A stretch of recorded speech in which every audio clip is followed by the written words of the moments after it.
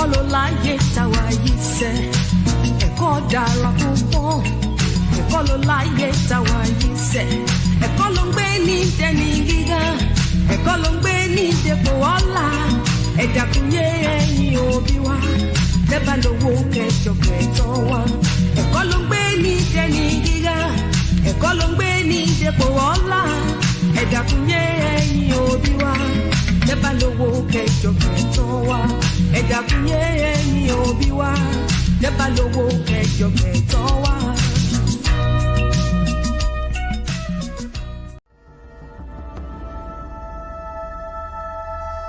At the Okoli Law Group, we specialize in producing justice. If you or a loved one in the Atlanta metro area is facing serious criminal charges, then you need serious legal representation. The Okoli Law Group is here for you. The Okoli Law Group is here for us. The Okoli Law Group, serious legal representation. Navigating through this spiritual journey is challenging. Healers need healers, trainers need trainers, and leaders need leaders too. If you're looking for a space that offers Reiki healing, emotional mastery, chakra healing, and even one-on-one spiritual consultation, visit us at todayswellness.com. Get all your spiritual needs met and just have someone you can actually talk to.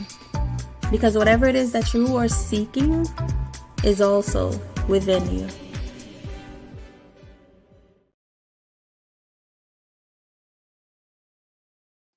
Peace, fam. We are live again. Dynasty Mirror Search for Huru. Thank you all. Thank you. 1 second. Oh, wrong one. There we go. Thank you. Thank you all. Thank you so much for joining. Do me a favor as you enter the chat room. Again, as you enter the chat room, please hit the like button. Again, please hit that like button. Also, make sure you share and make sure you subscribe. Have a couple of announcements. Announcement number 1, we are rolling to Nigeria. We are rolling to Nigeria August 4th to the 13th, for the Oshun Festival. If you're interested in joining us in Nigeria, please visit Danfo, that is DANFO .Africa. Again, please visit Danfo, that is DANFO. I'm here, y'all. I'm here. I'm sorry I was late. I'm sorry.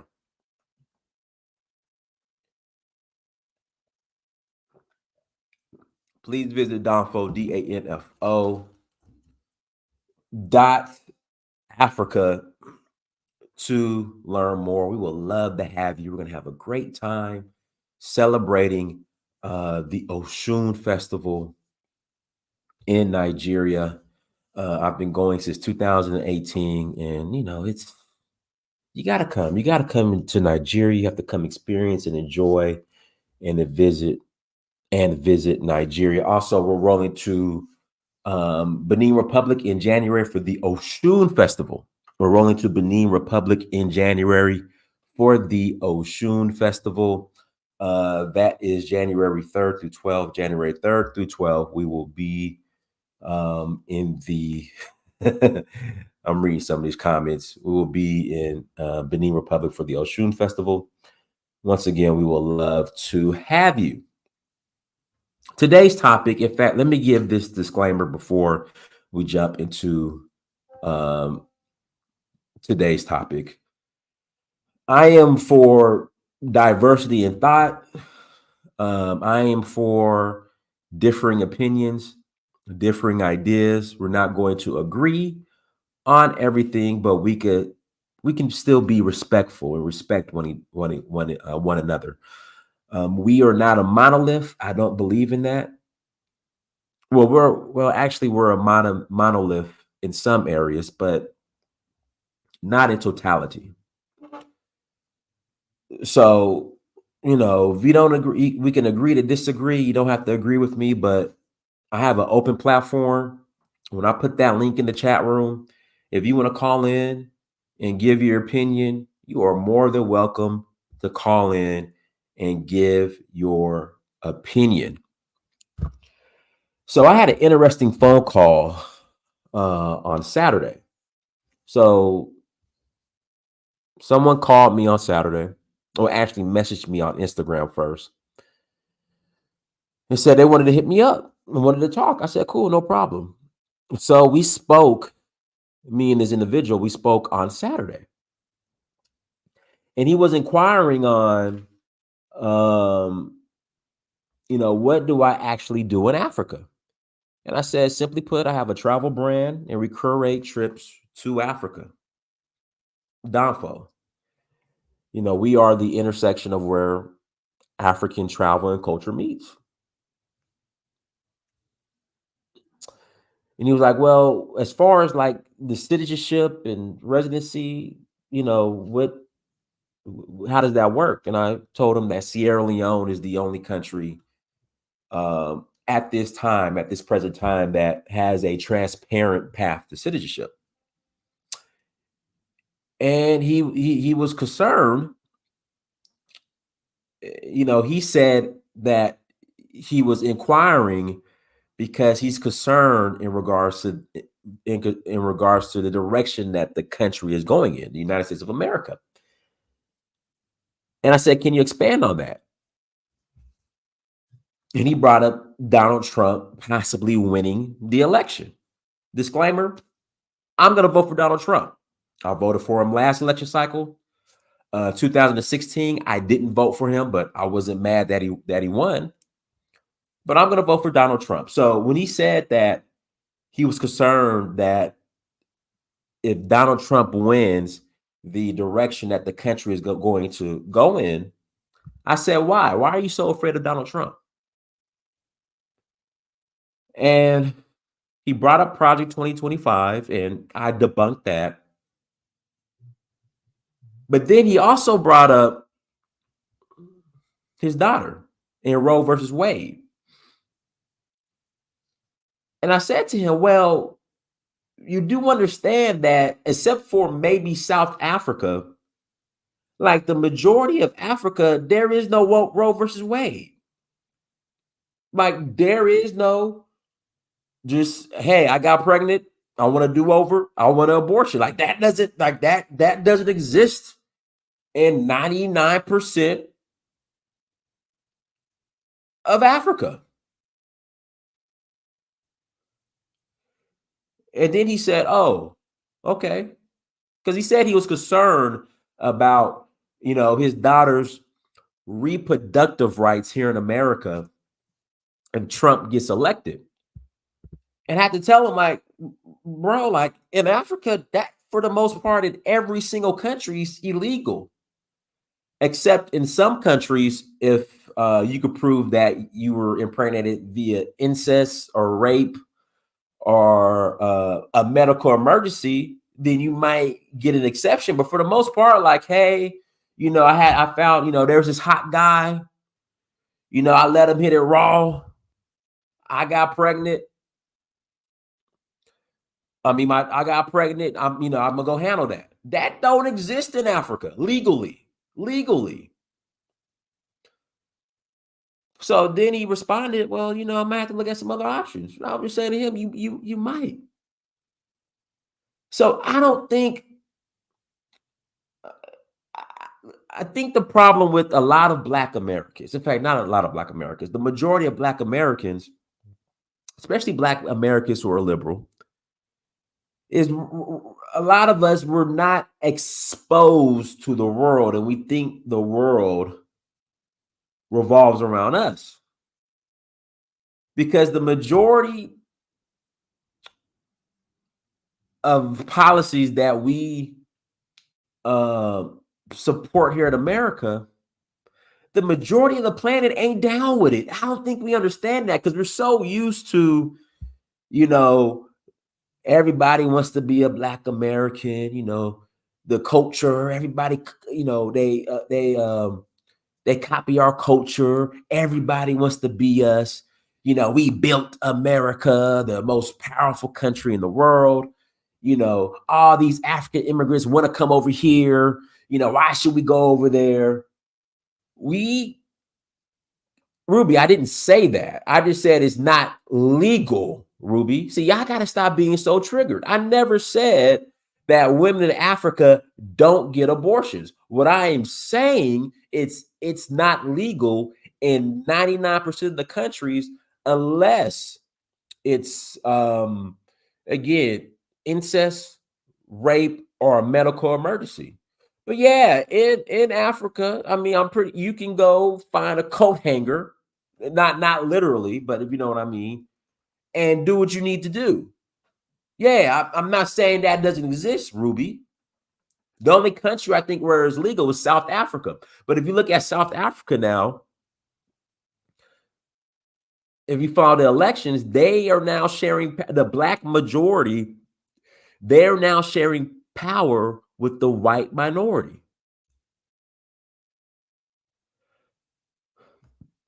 So yeah, so I don't think black Americans really understand. Like, there's a whole entire planet outside of America. A whole entire planet outside of America. And that a lot of what we're supporting when we're, supporting Joe Biden or Obama and these democratic policies, like in a majority of the planet, is like not acceptable. I'm just saying. Patriarchy rules the majority of the planet outside of the black. The black community is a matriarchal system, but everywhere else, it's patriarchy dominates and rules. And kind of off topic, that's why you see a lot of sisters going to Ghana and things not working out, because eventually patriarchy is going to prevail. So I just found that interesting. And we could speak on LGBTQ, like that, Roe versus Wade, all this other stuff. Like, it's just the majority of the planet isn't down with it. So then the question becomes, okay, black American, Trump gets in, where are you gonna go? Where are you gonna go? You want to leave because, as you say, the racist white MAGA supremacists are gonna take over. Even though, and guys, I don't know what's going on with the black community. I don't know what's going on in the black community. Chicago last weekend, 100 people shot, 100 shootings, 17 people killed. Last week, did you guys see the story in New York of the guy in the wheelchair dragging a dead body on the street? Again, did you guys see the story? That's why the stuff that's going on in Black America and like Donald Trump being elected is like your trigger point. Juneteenth, shootouts at Juneteenth. We supposed to be celebrating freedom and we shooting up Juneteenth cookouts. But your trigger point is Donald Trump. Hold on, let me pull this story up real quick, guys. I'm getting a little off topic, but your trigger point now is Project 2025. Hold on, I gotta pull this up, man. It gets in our community, in the Black community here in America, it is getting weirder and weirder and out of control. But you got the trigger point is Donald Trump, and it's just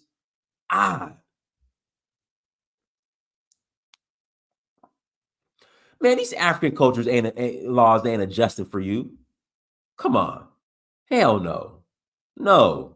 You go to Africa, you get in line. If you don't want to, leave. Period. They ain't adjusted for you. Hold on. Let me find this video real quick. Hold on.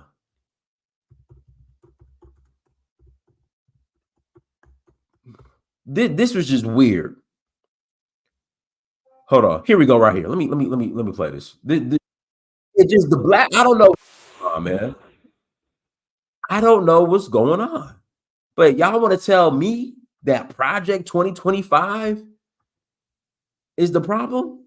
And Trump is your trigger point when weird crap like this is going on? Hold on. Degree or experience. Tonight, we begin with exclusive new video in the murder investigation of a woman found dead inside a trash bag in Kips Bay. It comes as police have charged a man in connection with the killing. Right now, he has not been arrested for the murder, but for concealing a corpse. CBS 2's Lisa Rosner is live outside the police station in Kips Bay with that new surveillance video. Lisa. Well, Christina and Dick, that video just adds to the pain of how casually Yasmin Williams' body was tossed to the curb. Police tell us that 55-year-old Chad Irish could be facing more charges tonight. Exclusive video shows a man in a motorized wheelchair casually dragging what appears to be the same trash bag that 31-year-old. So this sister right here was murdered.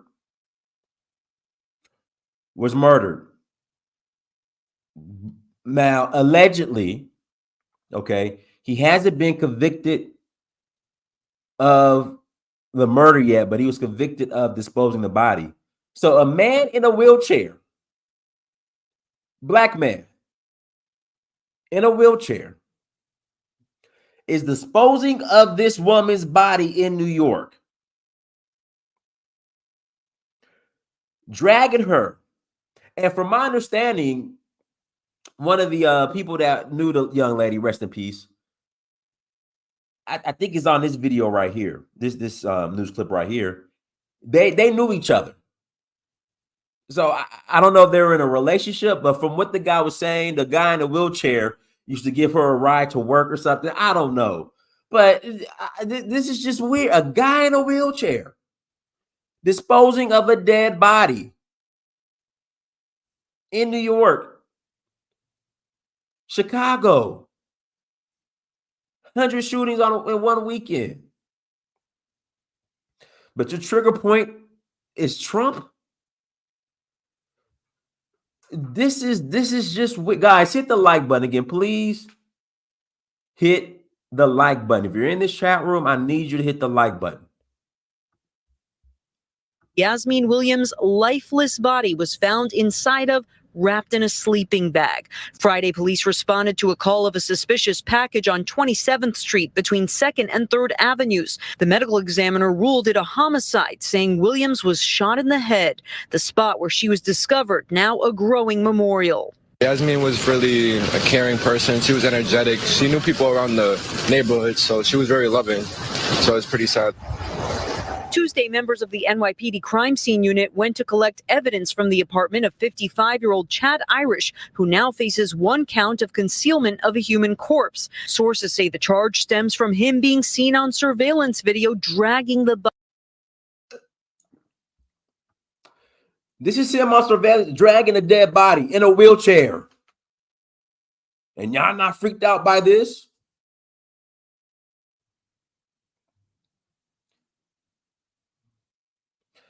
You guys aren't freaked out by this. But you want to tell me Trump is the trigger point?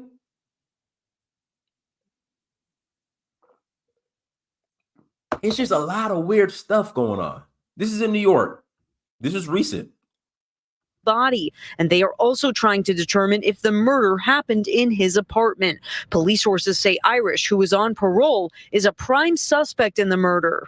Definitely should deserve him to be in jail and locked up. Doesn't deserve to come home or none of that. You feel like it was him? For sure.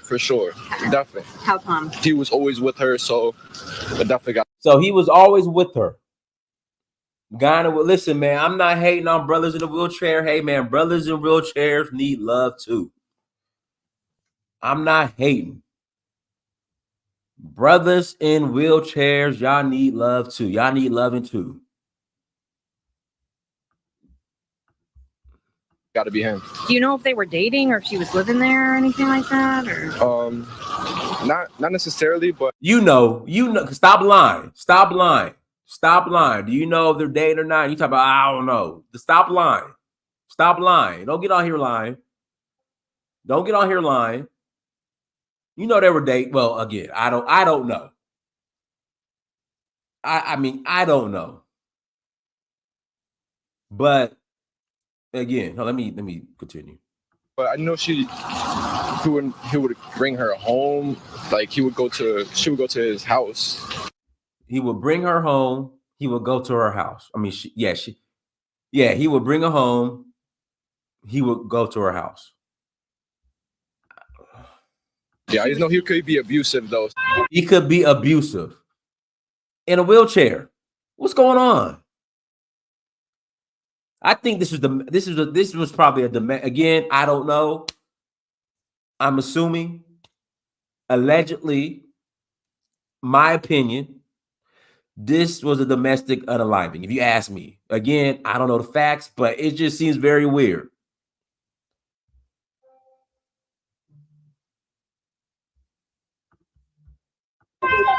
His outrage was shared Monday night.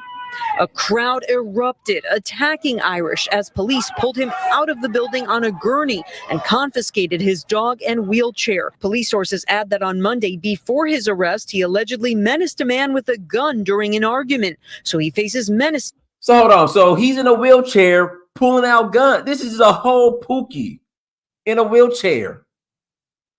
We got deadly clowns in a wheelchair. God dang. And y'all want to tell me Trump's the problem? We have deadly clowns in a wheelchair menacing a gun at somebody in a wheelchair. This is a deadly clown in a Collar, come on, man. Collar, come on, man. We got a deadly clown in a wheelchair. What's and you want to tell me Trump's the problem? You want to tell me Trump's the threat when we have deadly clowns in a wheelchair? We have to be we got to keep our head on a swivel from deadly clowns in a wheelchair?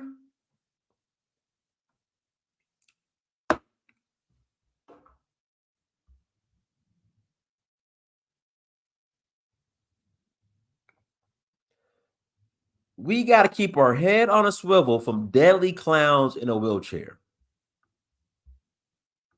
And weapon possession charges in that case, too. I don't know if this is the actual killer, but how inhumane you're dragging down the block somebody's daughter.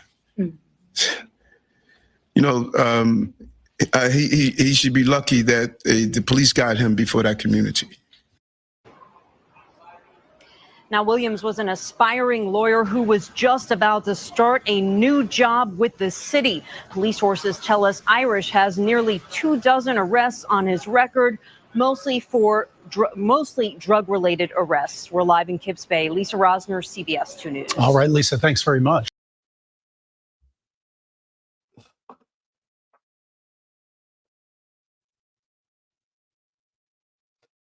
Yeah, I don't know.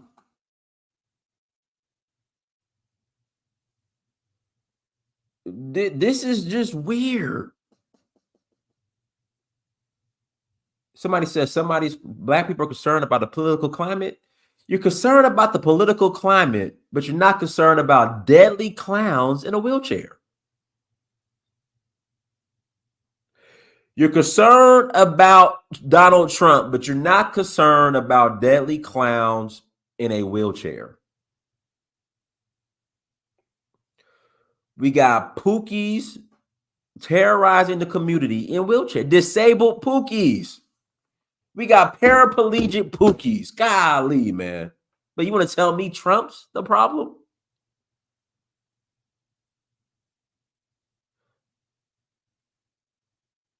Guys, hit the like button. Hit that like button. Make sure you share. Make sure you subscribe. I'm putting the link in the chat. But yeah, I'm just saying, like, where are you gonna go?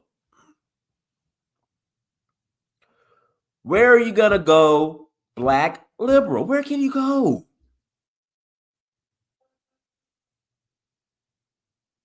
Because the majority of the planet is not supporting what you into. And see, it doesn't make sense. So, excuse me, sorry about that. So some people might say Mexico. Some people might say Colombia, Panama, Brazil. But why would you leave America? This is me. Why would you leave America? This ain't got nothing to do with white supremacy. We're just dealing with facts. This is just the reality. And see, and you're the problem because you don't want to deal with the reality. We got a problem, but you want to ignore the problem and go be scared of Trump. Anyways, see, that's the problem. See, comments like this is the problem. It's the truth or close to it. I mean, is it a so the truth is white supremacy? The truth is white supremacy, but you want to peddle fear tactics like Project 2025, but we got pookies in wheelchairs terrorizing the community. And that's the problem. You don't want to deal with reality. You don't want to deal with the truth. That's the problem. You don't want to deal with the truth.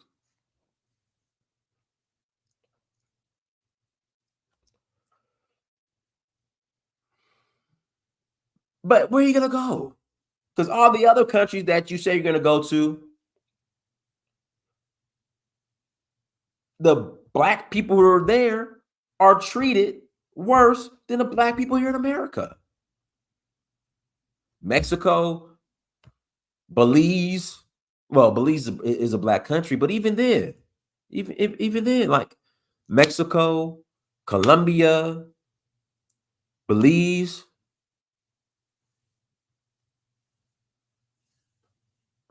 Panama, Brazil, Argentina. Yeah, just guys, just live in denial. If that makes you sleep at night, being in complete denial, that's fine. Do you?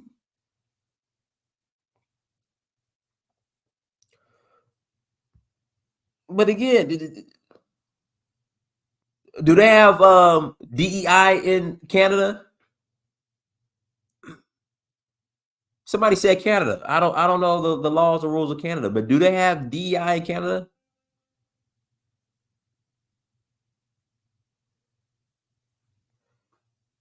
Is there DEI in Canada? Because everything that the black liberal is saying they're going to lose if this evil man Donald Trump gets in office, and that they're going to leave America. It's like, okay, well, where are you going to get that anywhere else?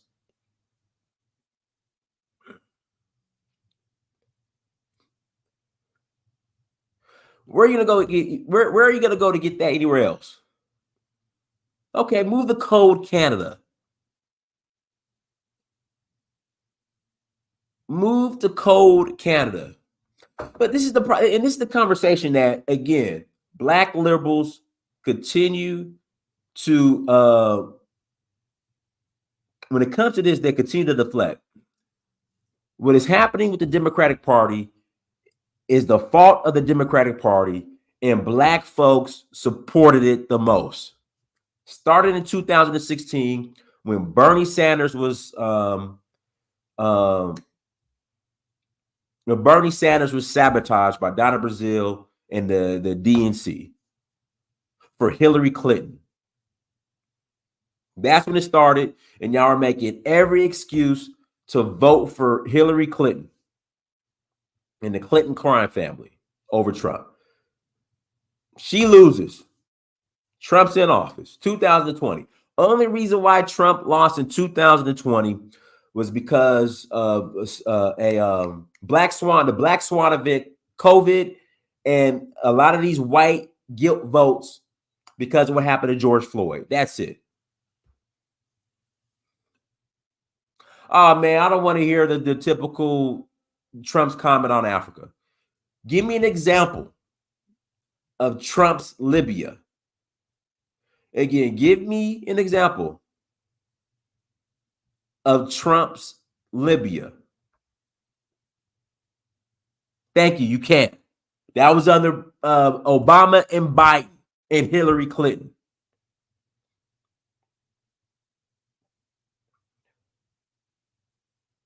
I don't care if Trump doesn't like Africa. I just know Trump don't care about Africa. That's fine with me. That is fine with me. If Trump doesn't step foot in Africa, I have no problem with it. If Trump doesn't step foot in Africa, I have absolutely no problem. Thank you. Democrats are war-mongering sociopaths. Prove me wrong. Under Obama, under Biden, under Trump, who were the war-mongering sociopaths?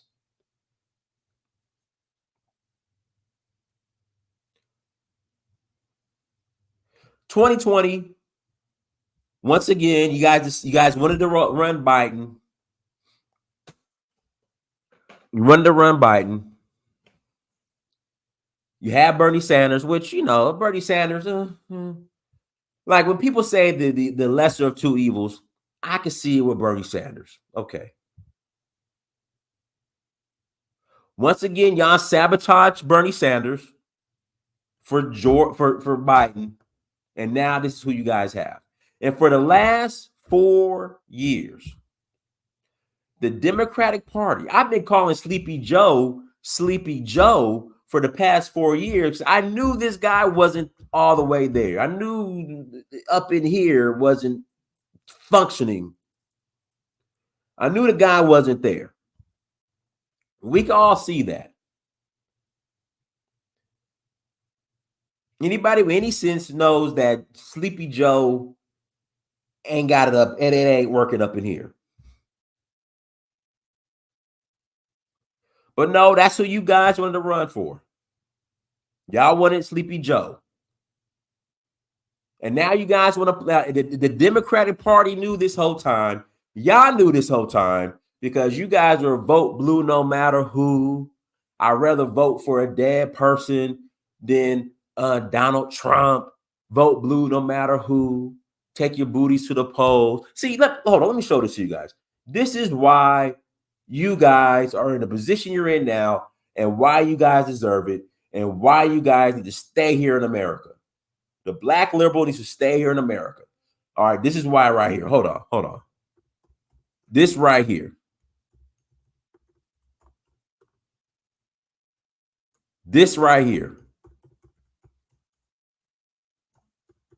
Because I literally saw black intellectuals defending this right here. This is why. No. Here we go right here.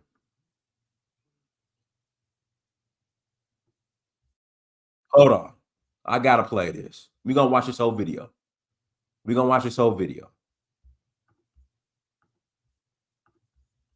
well, we got to get the black youth to vote, man. We got to get the black youth to vote. You know what I'm saying? We got to get the black youth. And this is how we attract the black youth. Black liberals supported this.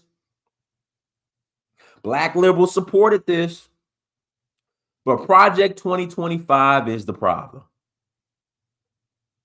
Black liberals supported this. Nah, you made your bed. You got to lay in it now.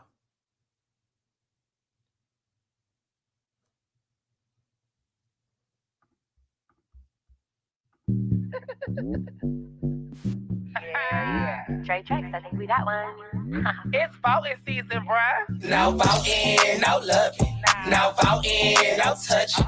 No voting, no nothing. No voting, no fucking, no voting, no fucking. No voting, no loving. No voting, no touching. No voting, no nothing. No voting, no fucking, no voting, no fucking. BLK app looking for some action. Swan the homie Scott was heavy. Face is a 9, abs a 10, D is a to be determined. He got mad jokes, he don't seem broke. The only red flag, he said he don't vote. This midterms for all the single cute. Wanna hit this booty, gotta do your civic duty. No voting, no loving. No voting, no touching. No voting, no nothing. No voting, no fucking, no voting, no fucking, no voting, no loving, no voting, no touching, no voting, no nothing. No voting, no fucking, no voting, no fucking. Yeah, don't stop now. Stuff my ballot box again, but my homegirl through. Put the buying partisan. Politics be so nasty. Make me wanna flirt ya. Show you how to be a poll worker. Legs in the air, I don't care. Anyone could get it. Universal health care. If you wanna come before the deadline. Come in the jacuzzi, gerrymander this coochie. No voting, no love, no voting, no touch, no voting, no nothing. Can't let me down, gotta stand up for something. No voting, no love, no voting, no touch, no voting, no nothing. BLK, we gon' stand up for something. Yeah, that's right. No voting, no love. If the coochie is to go hit the pose. Period.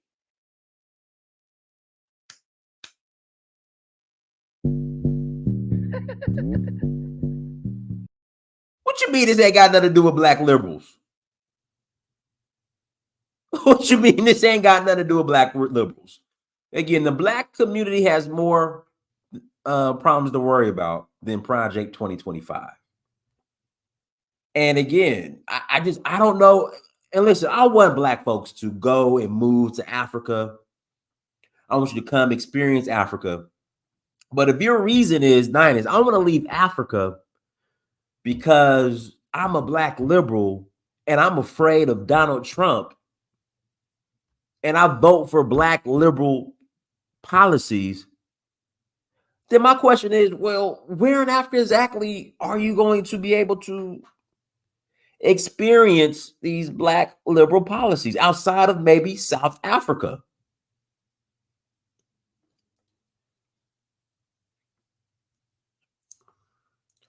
Nah, this is, hold on. Somebody said I had some bad pepper soup. No, that's not true. I had no bad pepper soup. Hold on 1 second, guys. Let me pull something up to prove to you that black liberals are behind. Hold on 1 second.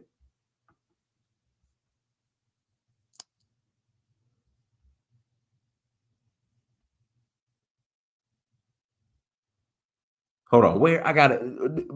Black liberals are behind this year.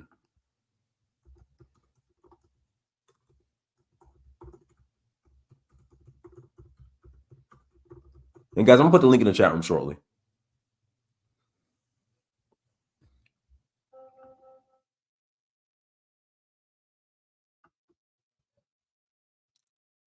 Black liberals were behind this. Absolutely. Anyways, I'm gonna put the link in the chat room. If you guys want to call in, click on the link.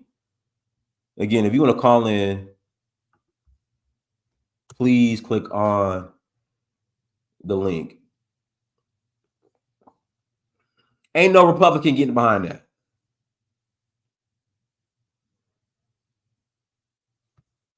Guys, links in the chat room. If you want to call in after the conversation, click on the link. Again, link is in the chat room. If you want to call in,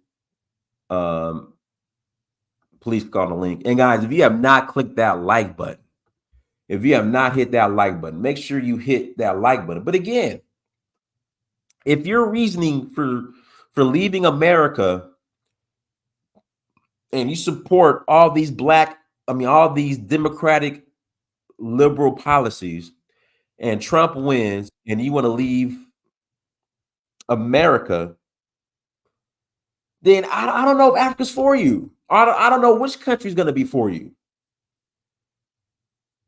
I just think that Black America, because we're by nature, Black America, our culture, we're conservative. Africa's conservative. Black people are conservative. And I just think, I just really think we really just lack of exposure and pigeonholing ourselves to being Democrat, the majority of us. Like we don't have nowhere to go outside of America because nobody really, except for Canada, I guess, Canada. But again, why would you leave a country where you're a minority just to go to another country where you're a minority? And that goes for Europe as well, because even Black people in Europe are at the bottom. They're they're discriminated against. So I don't know. I don't know where the black liberal could go except for Canada. If you guys are really serious about relocating. Now, we're not talking, man, you could visit the planet. You could tour, you can travel, you can visit the planet. But as far as picking up and permanently relocating, I don't know. Maybe East Asia, Southeast Asia, Thailand and Bali. But again, why would you go way over there just to be a minority again and then start complaining about being a minority? And that's the problem. What's going to happen? A lot of you guys are going to go, okay, I'm leaving America because of racist white MAGA Trump. You're going to go to these other countries where you're a minority, and then you're going to start complaining about how you're mistreated because you're a minority, a black minority. It's already happening. I don't know. Politicalculus, go ahead. Good afternoon, Dinaz. You How have are you? been on a roll these past few lives. Just great topics and quite lively. So to get started, no one is going anywhere. No one is going anywhere. First off, nobody has the money. You need capital to actually leave. Black America has none. 65% earn less than $37,000 a year. Just Black society in the United States, I'm including everyone, immigrant and Black American, the stratification, the economic, and most importantly, the income stratification is so great. You have a few who make a lot of money, who make, well, let's just say over 87,000, that's not even a lot, but it's still something. And then you have everyone else making at or below 47,000. And then another group who make between 50 and 60,000. The numbers the numbers in terms of population and income do not match that anyone is going anywhere because no one can afford to leave. On top of that, we have massive inflation. So all of this talk about leaving, they're not going anywhere. They're going to stay right where they are with Big Mama. No one is going anywhere. Also, I just want to bring up some quick political calculus. I just want to say something to you real quick because of what's happening right now. They are saying that the Clintons and the Obama are basically going to have an intervention on Biden.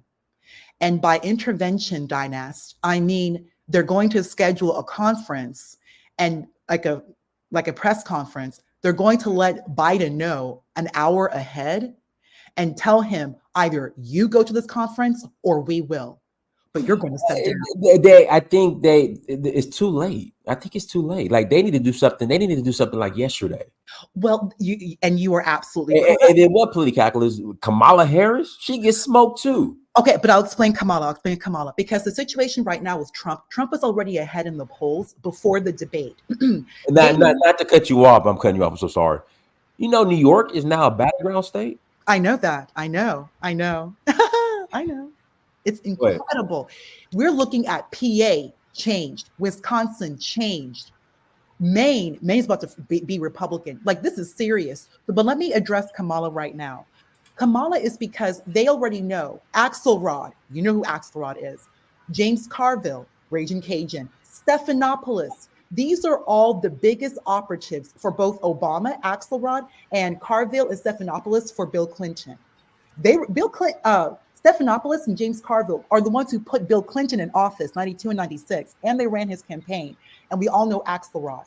The fact that we have these three being so vocal, they basically are speaking on behalf of these presidents. So what's going to happen is that they're going to have an intervention, not just Obama and the Clintons, they're going to bring in George W. Bush. So they're going to have a complete, a whole group. They're going to have, they're all going to stand still to let Biden know that he needs to step down because they are going to lose the House and the Senate. Think about something, Dinaz. Imagine having a Republican or a conservative SCOTUS. You're going to have Trump in the executive. And now we're looking at Trump being able to take both chambers with a super majority. 2/3 in each house. That is clean. That's clean red, Dynas. That's clean red. They need Kamala because they're right now they've washed their hands with the executive. They know Trump's going to win, but they cannot lose both the House and the Senate because then they'll have no power. Then they will be able to push Project 2025. And Ed, because there's something I need to tell you. I don't know if you know this, but you do know it was Clarence Thomas. For the past 20 years, he and Antonin Scalia, they have been wanting to overturn Roe versus Wade. This has been something Clarence Thomas, who, by the way, is an Igbo man. He comes from Gullah Geechee. That's Igbo land here. He's Geechee. Thank you. He and Scalia, and they're both Catholic. He and Scalia have been wanting to overturn Roe versus Wade. They even got Ruth Bader Ginsburg on their side. Ruth Bader Ginsburg, Dynas, you know how liberal that woman is. That woman is like a borderline Margaret Sanger. She is that hardcore, but they already had the argument. Now that he has successfully overturned Roe versus Wade, they're also looking to overturn gay marriage.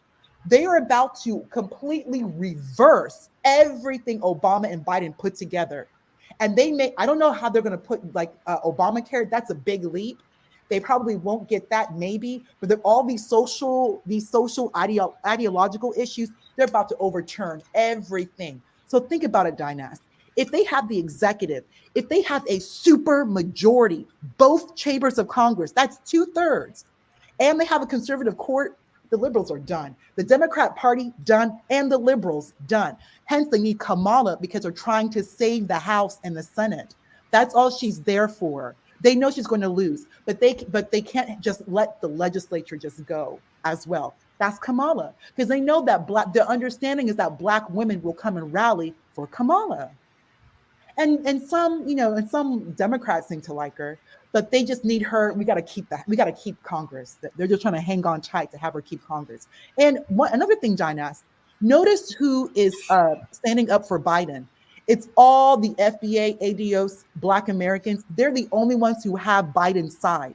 All of the white Democrats, all of them want Biden gone. They even got George Clooney. I saw that. George Clooney. Dynas, think about it, because you're watching this. Think of a white Democrat who has vocally come and said, I stand by Biden. Think about it. Nancy Pelosi, we need to know if this is an issue or a condition. Nancy Pelosi, gone. Gone. Everybody has left the building. It's only Biden and Black people. Dynas, if Biden's able to pull this off, it will be because of Black America, one and only. If Biden is able to get inaugurated January 2025, it will be only because of Black America. Let's not forget, it was, what's her name? I don't know why from Georgia, Stacey Abrams. She turned Georgia blue for them. And they gave her it's no longer blue now. It's no longer blue. But no longer now, but she did back then. She did back then. And what did they give for her in return? And on top of that, Keisha Lance Bottoms, she's barely doing anything. First, they told her to step down as mayor. And secondly, she's a special advisor for media and engagement. What the hell is that, Dynas? Right.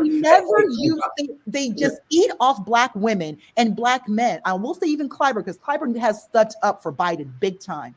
And Jeffries, they have stepped up for Biden. What are they going to get in return? All I know, Dynas, and I'll go ahead and be quiet, they better get committee chairman assignments. That's for everybody on this call. Black America, if Biden wins, it's because of you. And you need to make sure that all of these Black people in Congress, the CBC better become chairman, chairwoman of these committees. Not only that, whoever that Black senator is, I think it's Jeffries, I don't know his name. Dynas, if Biden wins, he needs to become chairman of appropriations. Senate Appropriations Committee. That's the money. That's what Biden got. That's what Biden got. Let me pass the Killer. Go ahead, Killer. Yeah, thanks. Thank you. Yeah, so I don't know if it's widespread, this idea that if Trump wins, Black people are going to move. Hello? Oh, yeah, okay. Yeah, go ahead. Yeah, okay. So whether it's widespread or not, right? I think it's just a whole lot of BS.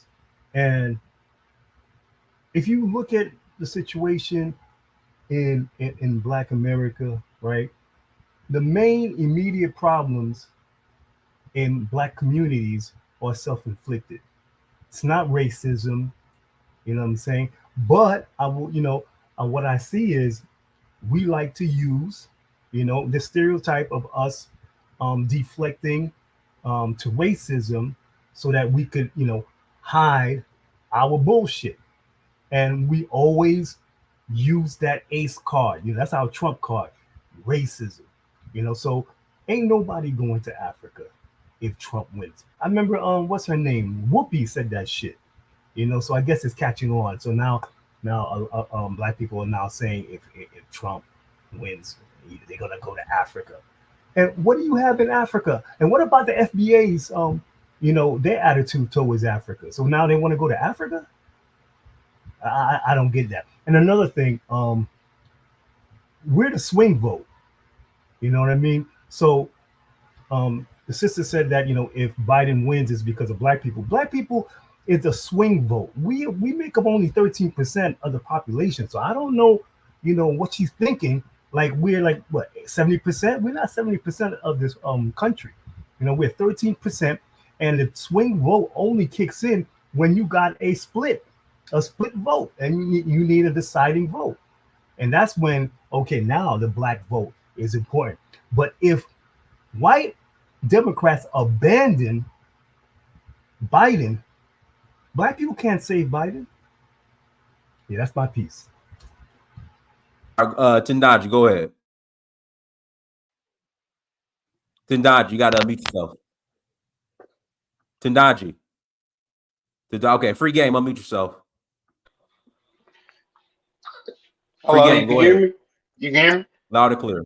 Yeah, loud and clear. Man, if these people vote for Biden one more time, bro, they might well go their ass back to Africa because they're going to be priced out of America. And at that point, we will be fleeing. At that point, the FBA is always talking about fleeing. But if we vote the Democrats in one more time, it's over with for us, bro. We'll be priced out of America, which is already happening under any president. So and no, the liberals' ideology does not align with Africa. You don't want that cancer in Africa polluting up all the consciousness of those people like they do in our own people. No, we leave African people alone. Don't go over to Africa now because we didn't fucked up so bad over here in America. No. Yeah. Go ahead, Justin. Unmute yourself, Justin. Justin, unmute yourself. Yeah. I was gonna say that, to be honest, a lot of the politics in America doesn't directly affect Black America. It doesn't directly change things, to be honest. Like I was on the last live stream, obviously, and I've personally noticed, like, with Black Americans, a lot of the problems in the Black community in America, and I know I don't live in America to give like such in-depth opinions, but it's mostly like personality problems. It's mostly the people problem, like the attitude that these people bring to everywhere they go. It's like whether Biden or Trump, it doesn't it doesn't change what they like and what they do. Like stereotypes are not just stereotypes are stereotypes for a reason. Like I always thought stereotypes are bullshit because you can't stereotype people, but stereotypes exist for a reason. And Black America is no exception. That's just a fact. It's things like this, with my African accent and all that. When I say it's a Black American, they get very salty. Like people don't like the truth. People don't like facts for some reason. When you say certain things to people, it's like they don't accept it for what it is, but it is what it is. The Black community, how could you be less than, correct me if I'm wrong, less than 30% of the population in America and be committing more than 70% of the crimes? Justin, That is Justin, crazy. Respectfully, you're 19. Respectfully, young man, you are 19. The Black population is about 14% or close to 15% now, and it's incredibly complicated. I'm not saying that you're wrong. I'm not. Yeah, I said correct me if I'm wrong. I know I'm not right. So I'm just. But what, like I've mentioned on the live before, keep in mind that the vast majority of all Black people in the United States live in about 10 cities. And those 10 cities are very, very liberal, very, very blue, and decide whether or not a Democrat is going to enter office. So it's very complex and a lot happens. It's very stressful and upsetting. But yes, because of your accent, it makes them very salty. I'm not saying you're wrong, but you're 19. And the more you realize what's going on, the better things will be easier for you. You cannot tell Black people, these Black America, their issues and problems. They will just lie. They know what's going on. But you're not wrong. Okay, sorry for interrupting you. Go ahead. Sorry for interrupting you. No, I'll continue actually, because at the end of the day, we're here to learn. I'm not the type that likes to like talk over people, and because like the last time I was here, everyone was talking over me. I couldn't pass my point across because I like to listen and not talk too much. It's best to let before Kala and the rest of that nutcase cavalry gets home from work. If Theo, come on, man, don't go, come on. He's nutty, Dynax. He's a nut. She's not lying. Yeah, he's a nut job. Yeah. At the very least. Let me pass it back. Let me pass it to Taji. Go ahead. How my sound is? 90s, I'm good. It's kind of low. Like you're on your Obama phone. Call on the iPhone, man. You can't call on I'm on my flip phone, bro. See, I know you. I know you on your flip phone. I know. It's real low. All right. Come back to me. Okay. All right, go ahead, Theo. Yeah, question. Good evening, by the way, and thanks for letting me in the show. Question. Let me get out of the wind. What is it that a middle class liberal can do legally in America that they can't do in Africa? Let me ask you. LGBT in most African countries. It's not. I love that answer. I feel like pecking you from here. That answer was so good. And that, but all liberals aren't LGBTQ. Right. Also, I would also Roe versus Wade. Roe versus Wade. All liberals aren't necessarily interested in. Theo, I understand that, but the majority of talking points of Black liberals is Roe versus Wade.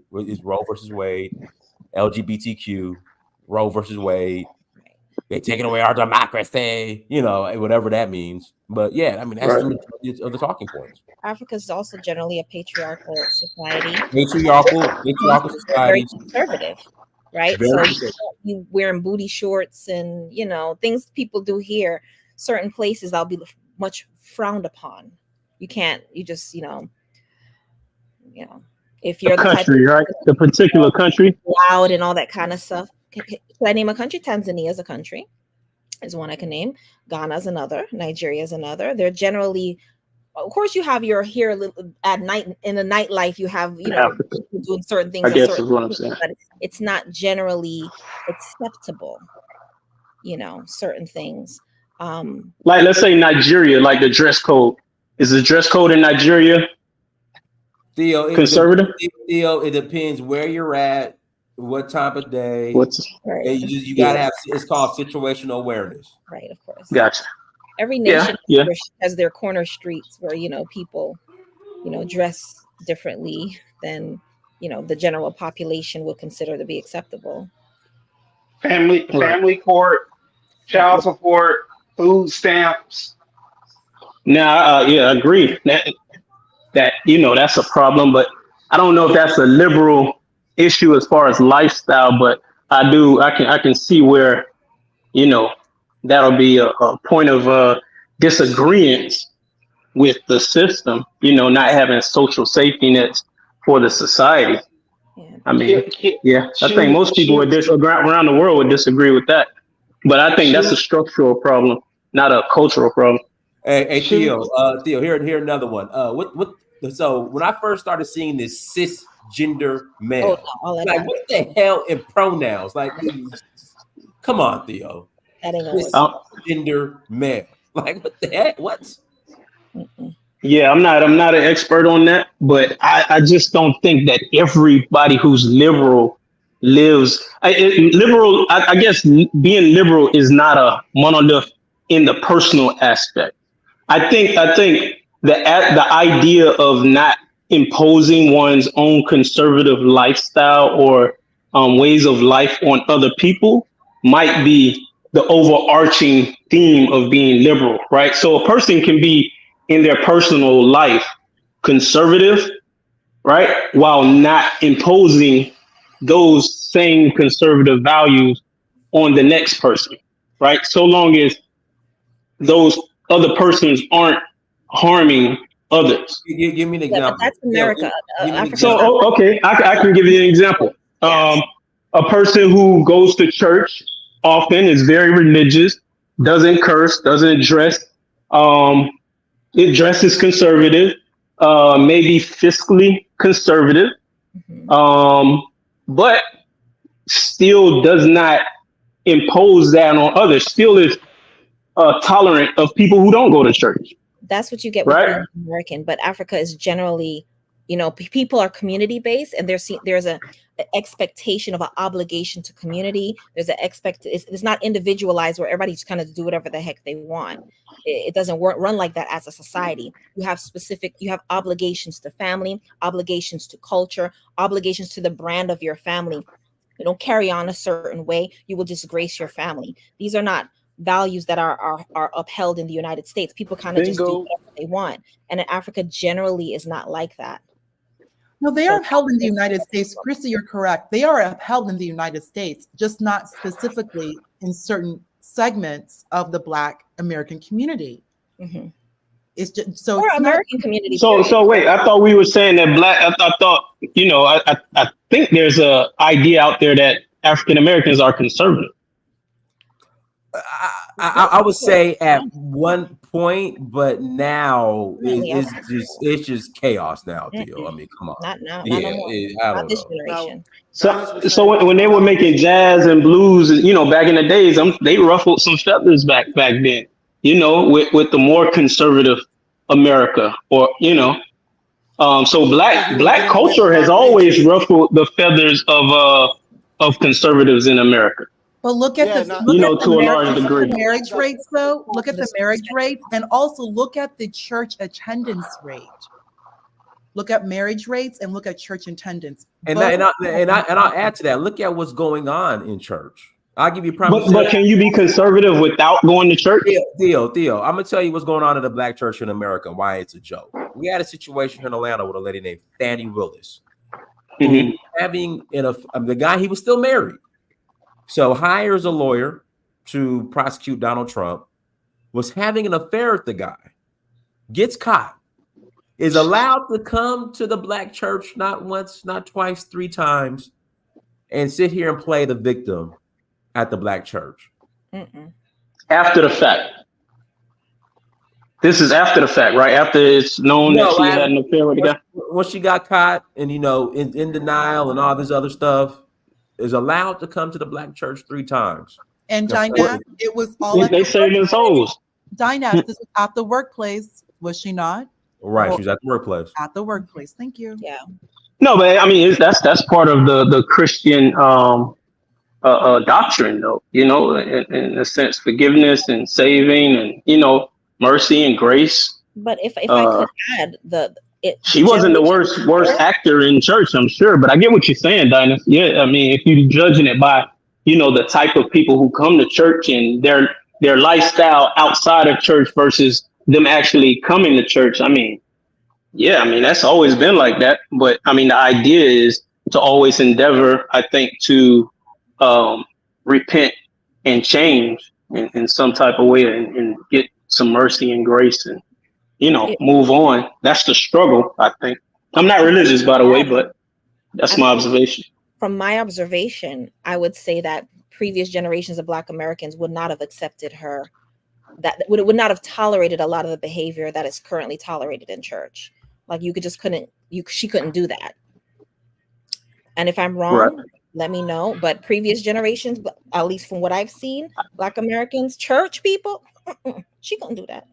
No. Well, they would have hit it with the he's without sin cast the first stone, right? That would have that I think that's what kind of like knocked down those walls of who can come to church and who can't.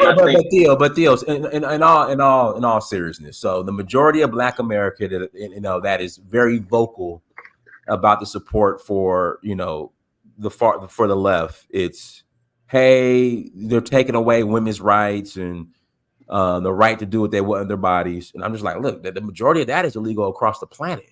So, right. I mean, hey, where are you gonna go? No, I get that, and I think it's really not. I think the appeal on the Democratic side or the liberal side for Black folks, and historically, is simply the idea of being a minority, right, with differences in culture and other things, right?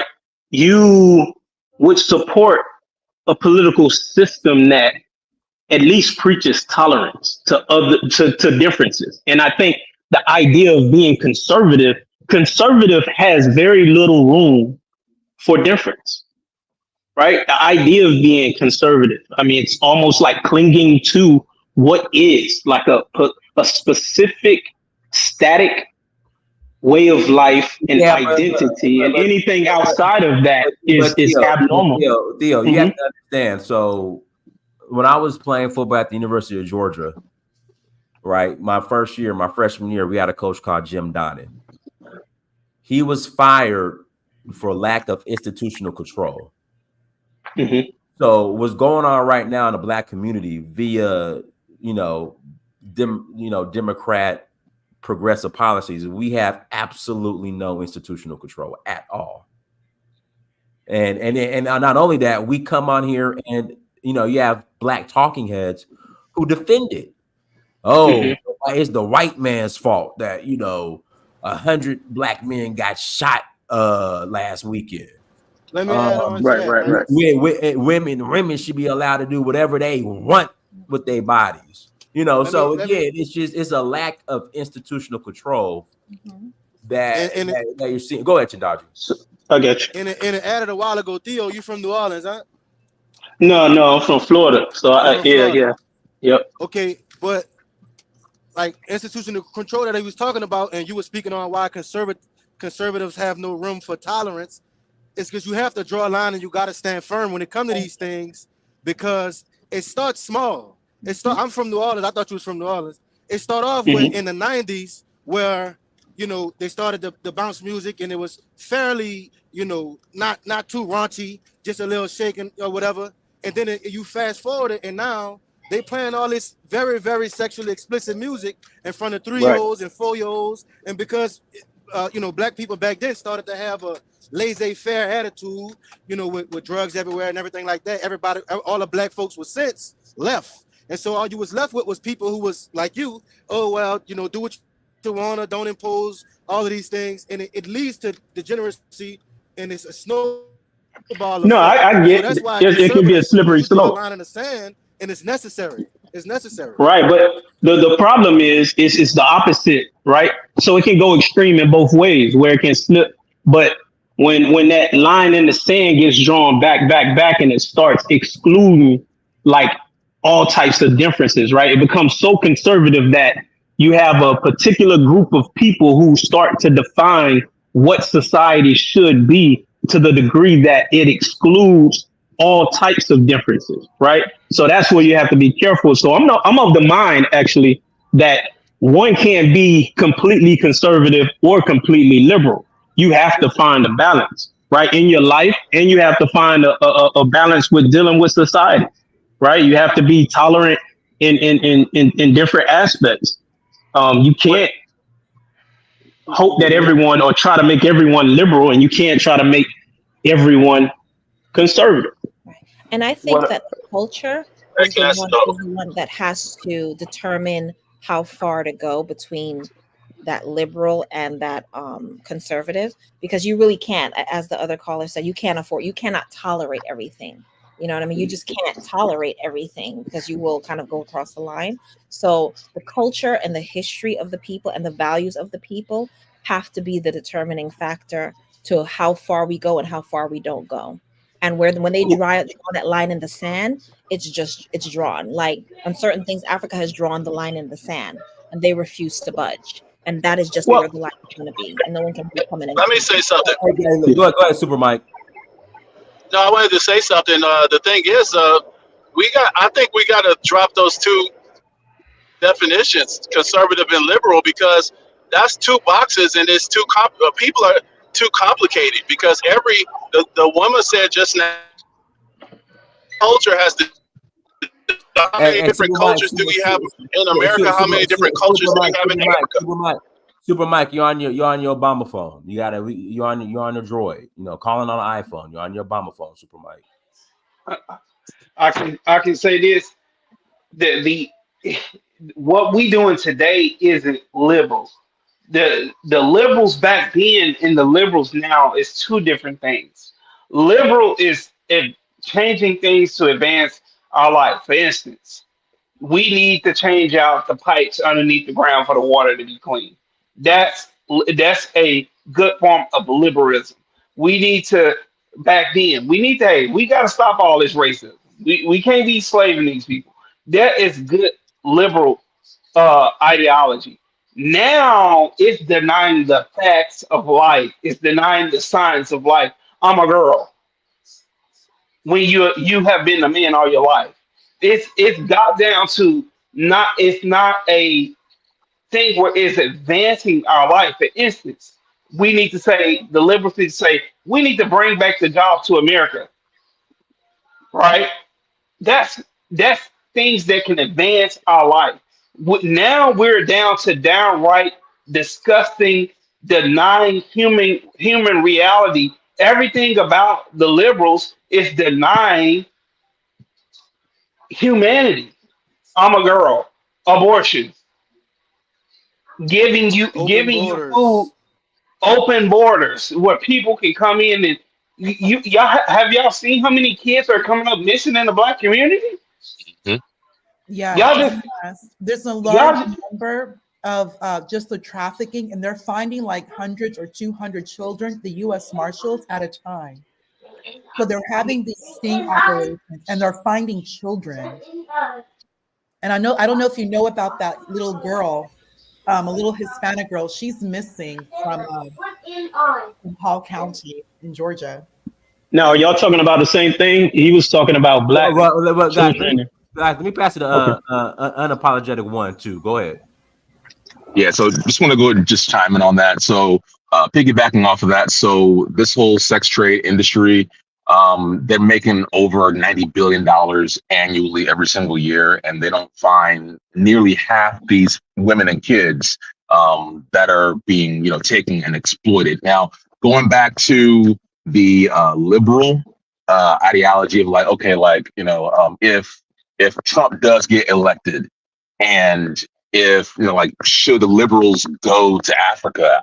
A lot of the things that we've absorbed and adopted here in America is not necessarily applicable to Africa. I just got back from Ghana, and just being over there and just seeing the level of just, I don't want to say just how uniquely original people interact with each other over there. It's supposed to like come back over here to America. Just a lot of the things that I guess in today's time, when it comes to like liberal attitudes, I don't think that's necessarily advantageous in Africa. Not all of it. Like we talk about like, like someone in the call was talking about, like you have folks that have been male all their lives, and all of a sudden they woke up and now they want to be a woman, or you know what I mean? Like, and just all this other stuff, right? Like, is that really advantageous to bring over to Africa? I don't think, I have issues. Unapologetic. It's not even advantageous to Black society. Exactly. Thank you. Not even, and this is all of Black society, whether America, South, North, Central, Africa, the Black people in South India, the Black people in Australia, nothing about this is advantageous. And not only that, it's breaking down society. The fact that it's Africa that has pushed hard. I'm sure we've all heard the stories of the various African ministers and pastors, the government, Museveni, who they are basically on the defense where you need to stop. They're telling these Western nations, you need to stop. I'm sorry. President of Namibia, from not the current president, but like 2 presidents ago, he made it clear, we will live in our poverty before you bring this here. Right. I love Let me ask this question. Let me pass it to Miriam. Go ahead, Miriam. I just wanted to talk a little bit about the liberal and the conservative. Go ahead. That I think one problem that I see is that the larger society, which is like the white society, they see the Black society, the whole Black society, as fringe, as liberal, even if we have a conservative group amongst us. I think vis-a-vis the white society, they see us as their fringe, you know? And I often wondered why, like in the small hat society, they usually vote liberal, but they're very conservative. But I think the reason they can get away with it is because even when they vote liberal, they don't go out and do all the liberal things. Like, they have their own rules that they live by. And I think if the Black society does choose to go liberal, it can only work if we have our own conservative values that we uphold and live by. You know what I mean? Miriam, can I actually respond, Dinah? Can I tell her something to give her some context? Go ahead. We'll The small hats and the LGBT, that is the donor society in the Democrat Party. They contribute billions upon billions of dollars to this one party. They do. Black people are the vote. That's it. Black people do the voting. Small hats, LGBTQ, they supply the money. I have to disagree. I have to disagree there, because they mostly give to the Democrats, but if the Democrats do not go according to their interests, they will give to the Republican. They're not. They go both sides. Not. Of course, you're correct. They go both sides. But just to touch on what you're saying, they are the donor class. This is when, if you watch that interview with Biden on Morning Joe with Mika and Joe Scarborough, Biden kept saying the elites, the elites. So the president of the United States is saying that the party elites are telling him to go. And think about that. Biden's the president. Who is the elite that you're talking about? He's talking about, think about it. He's talking about the donor class, LGBTQ, and yes, to a very, very strong, the quote unquote small hats. They have a lot of money, and they sue. You know that. And this is the thing, they vote that way because Black people don't understand. It's a solid war between the Anglos and the small hats. So they're going to vote opposite of what the Anglos vote anyway. So we talk about African people are tethers. They are the real tethers. They have tethered themselves to the Black community and have Black people voting liberal, and they know they control all the music, the advertising, the propaganda, and stuff like that. So we have to understand, Black people have to understand that those folks' interest is not our interest. They are voting against the Anglos because they have a long war history. They have a 1,000 history. What's our interest, though? Free game, 1,000 years. The point that I wanted to make is that think of pornography, we can vote think of liberal, gambling. but we have to have our own conservative. They're also values. the majority professors. They also are in medicine. They have money. Did you hear about that, Dinah? That one squad member in New York, he lost his seat in the Democrat primary.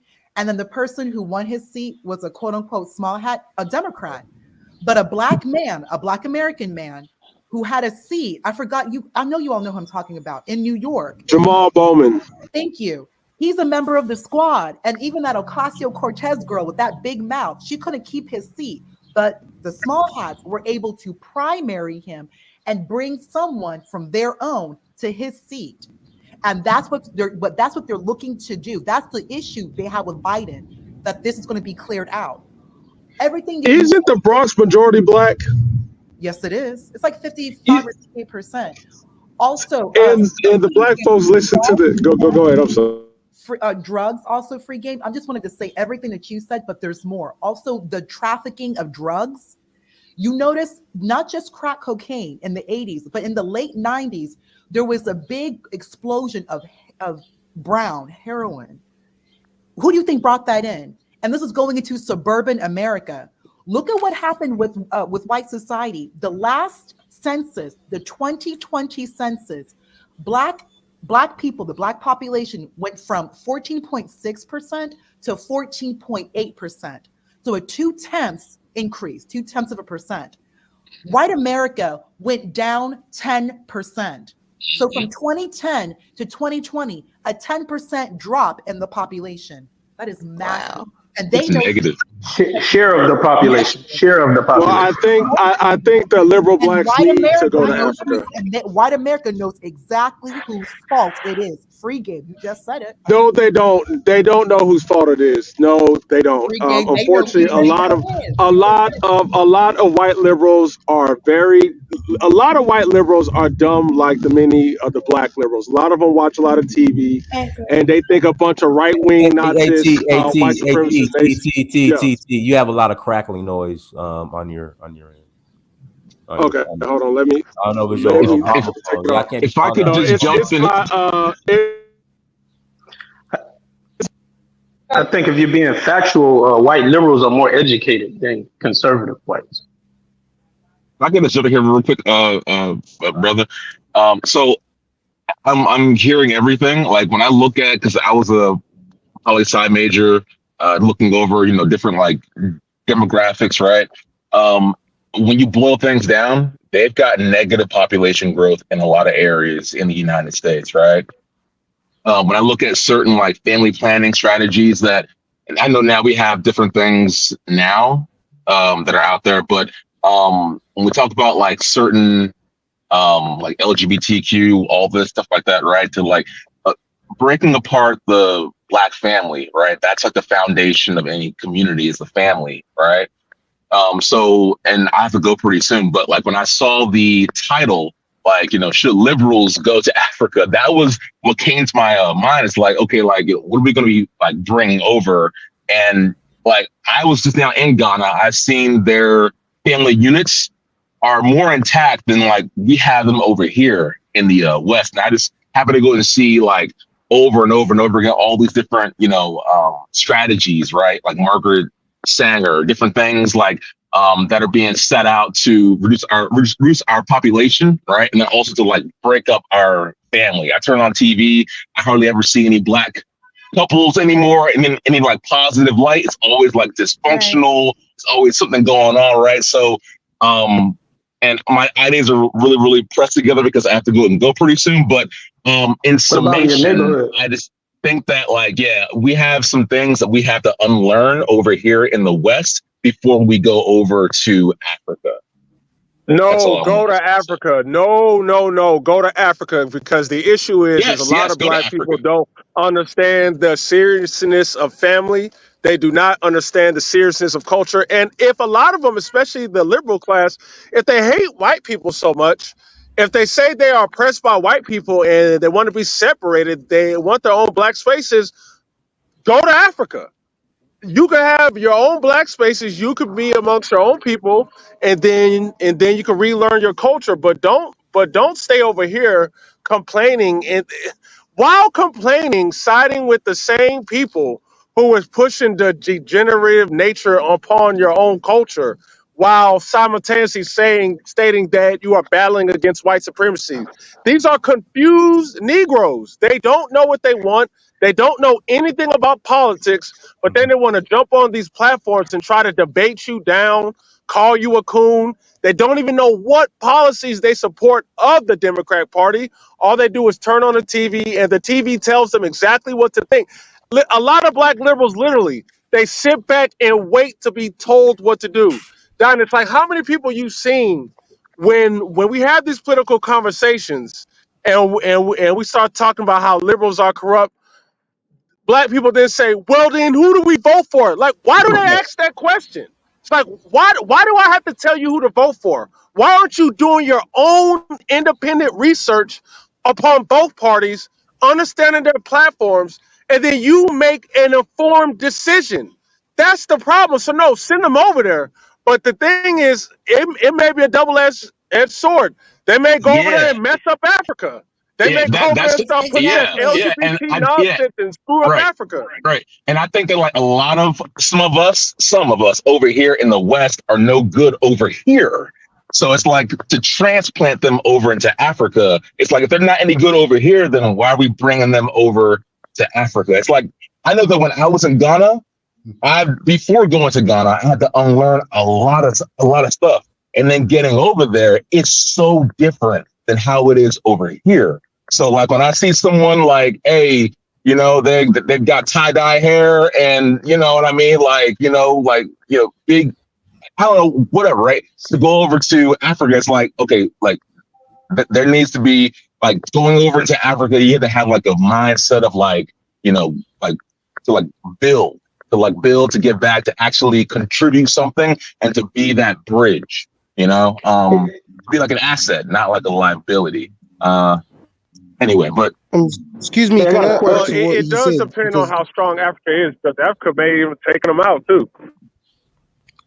Let me ask you a question. When you're in Africa, right, you don't see like a extraordinary population of single adult males around. Like, do you think the marriage rate, not divorce rate, but the marriage rate in Africa is as high per capita as it is in the Western world?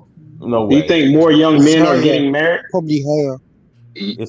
So I used to work for this one attorney, and you know, doing work in like family courts over here. A lot of the numbers are really skewed. When I was in Africa, I don't have actual numbers for Ghana, but what I will say from what I've seen, because I was all over Ghana, I was in Tamale, I was in the Volta region, I was in Accra, I was all over the place.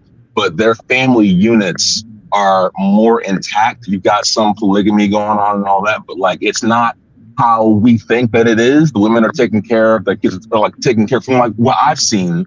The families are taking care of the men. You know, men are men, women are women. You know what I mean? And the relationships really reflect that. A lot of the issues that we have over here in the West, they don't have.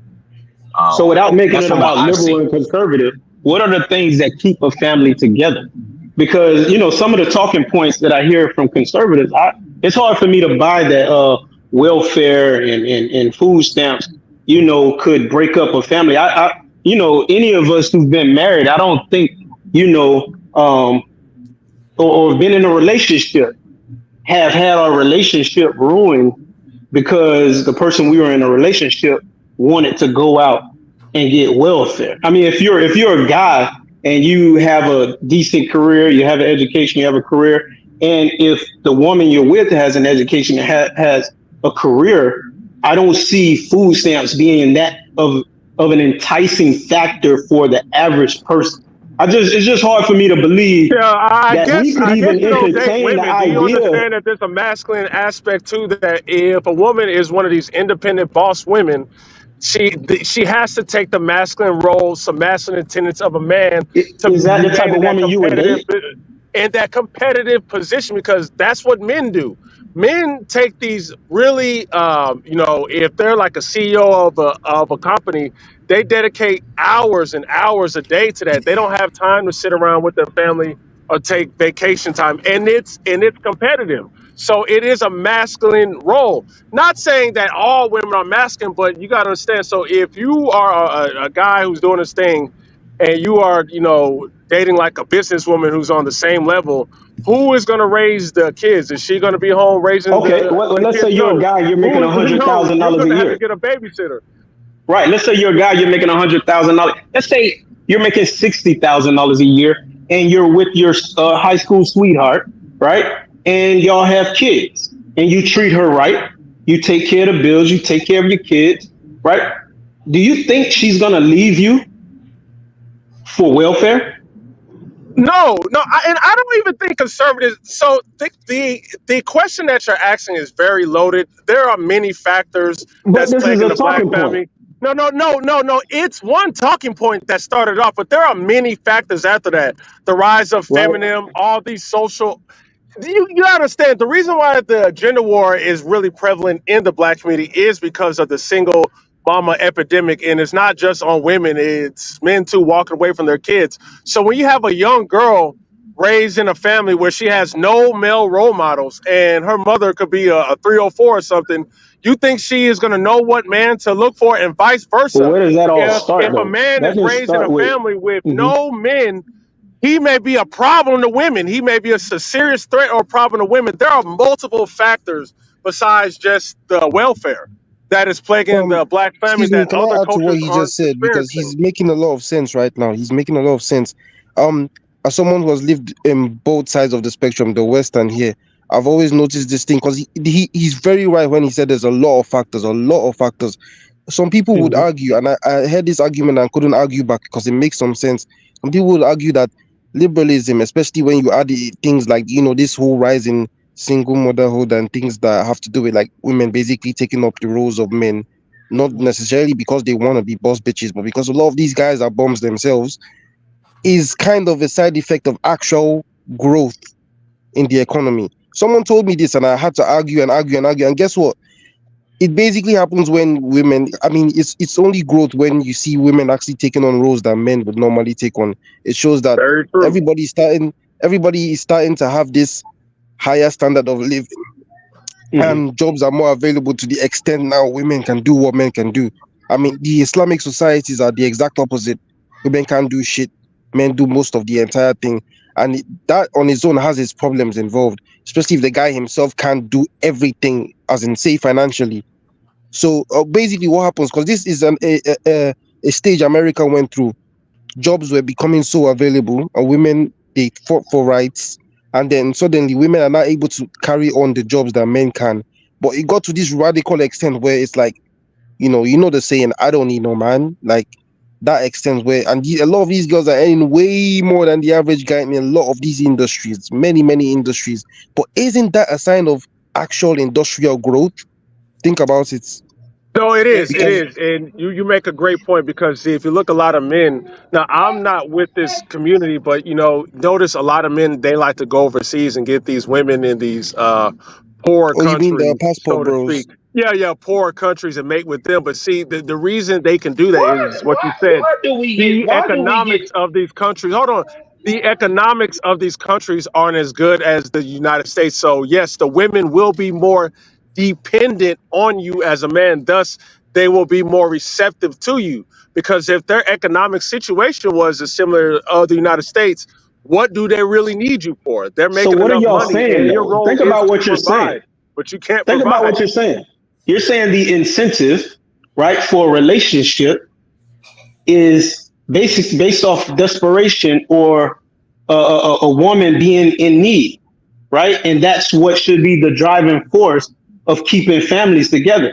And maybe I'm a bit idealistic and overly romantic, but I'm of the belief that love, care, respect, and just valuing the person should be the glue. But it seems like what I'm hearing is Yeah, but that you a have to lady is have a not gonna just society look at where Both you and women are forces value are you. desperate economical, brother. and Activity, have no Both are economic. exactly. There's economical, brother. economical aspects to it. A lady is not gonna just look at you and value you. You have to bring some. I mean, you say all the time, bring something to the table. In When he said something about, I don't know who said it. When he said something about Ghana and the way the family social structure is so tightly held together in Ghana. It's because with the lower standard of living, less availability of jobs, those who actually work in the whole family of maybe 10 people, maybe the 3 older kids or something like that, they have to all bring their incomes together. That is a perfect example of tight-knit family social structure.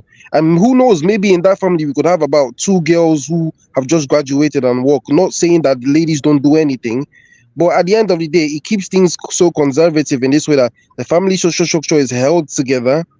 That's one thing on its own. Females, it's not like it's misogyny. Females still do work. I mean, in Africa, Rwanda, most of the politics in Rwanda So is run by women. Yeah, So we shouldn't it's a complain conservative if case. women want men for their money. I mean, if that's what it is, it's like a contradiction, especially amongst conservatives, right? It's conservative young men who follow the conservative talking points. Is they're out here complaining about gold diggers and women wanting them for their money, but yet I think within all men say that, sir. within the I know, but within the conservative paradigm is this idea that society is jacked up because women are empowered, and because women are empowered, they don't need men for their economic survival, and therefore that messes everything up. Like so it's like a contradiction, and I'm saying this just as a true observation. Let's hold on let's get back on topic, kind of. Yeah, my bad. Let me say this. But you got to get to the meat. The meat of the we gotta stop blaming Black American men because they want to go to Africa to get a wife. We gotta stop it. But the next thing is, let's get. I know. Discussion. Yeah. Let me explain this. You said that you don't see people breaking up because of welfare. It's not because of it's not because just the welfare alone. It's the taking of the jobs, moving them to other countries. Then the men are going broke, and then the welfare was introduced. So it's a process that the welfare went through. Yes, the men are not making as much money because all the jobs are gone. So now you have to rely on welfare, and now the man can't be a man. So it's not as simple as you making it. Especially for the black community, I just need to leave and go to Africa because that's what they vote for every time. They don't even understand their economic circumstances is what they vote for. They vote for open borders, and this is the low-income black people. But if we're a black collective, we need to be looking out for all of our people. If illegal immigrants are taking these low-income jobs, robbing black men from working, and especially if you live in the hood or something like that, what are you going to result to? Crime, because your people have been replaced by immigrants. We're not in no construction fields. Just go to a local black neighborhood. Look who's running the gas stations, all of your local stores. They don't even hire black people locally, but we still vote for them. That's why the black liberal, yes, if Trump wins, take your butt to Africa and then let the conservative black folks and the independents work it out, who actually use logic instead of emotion. All right, let me read the super chat. Let me read the super chat. Pan After Strikes Back.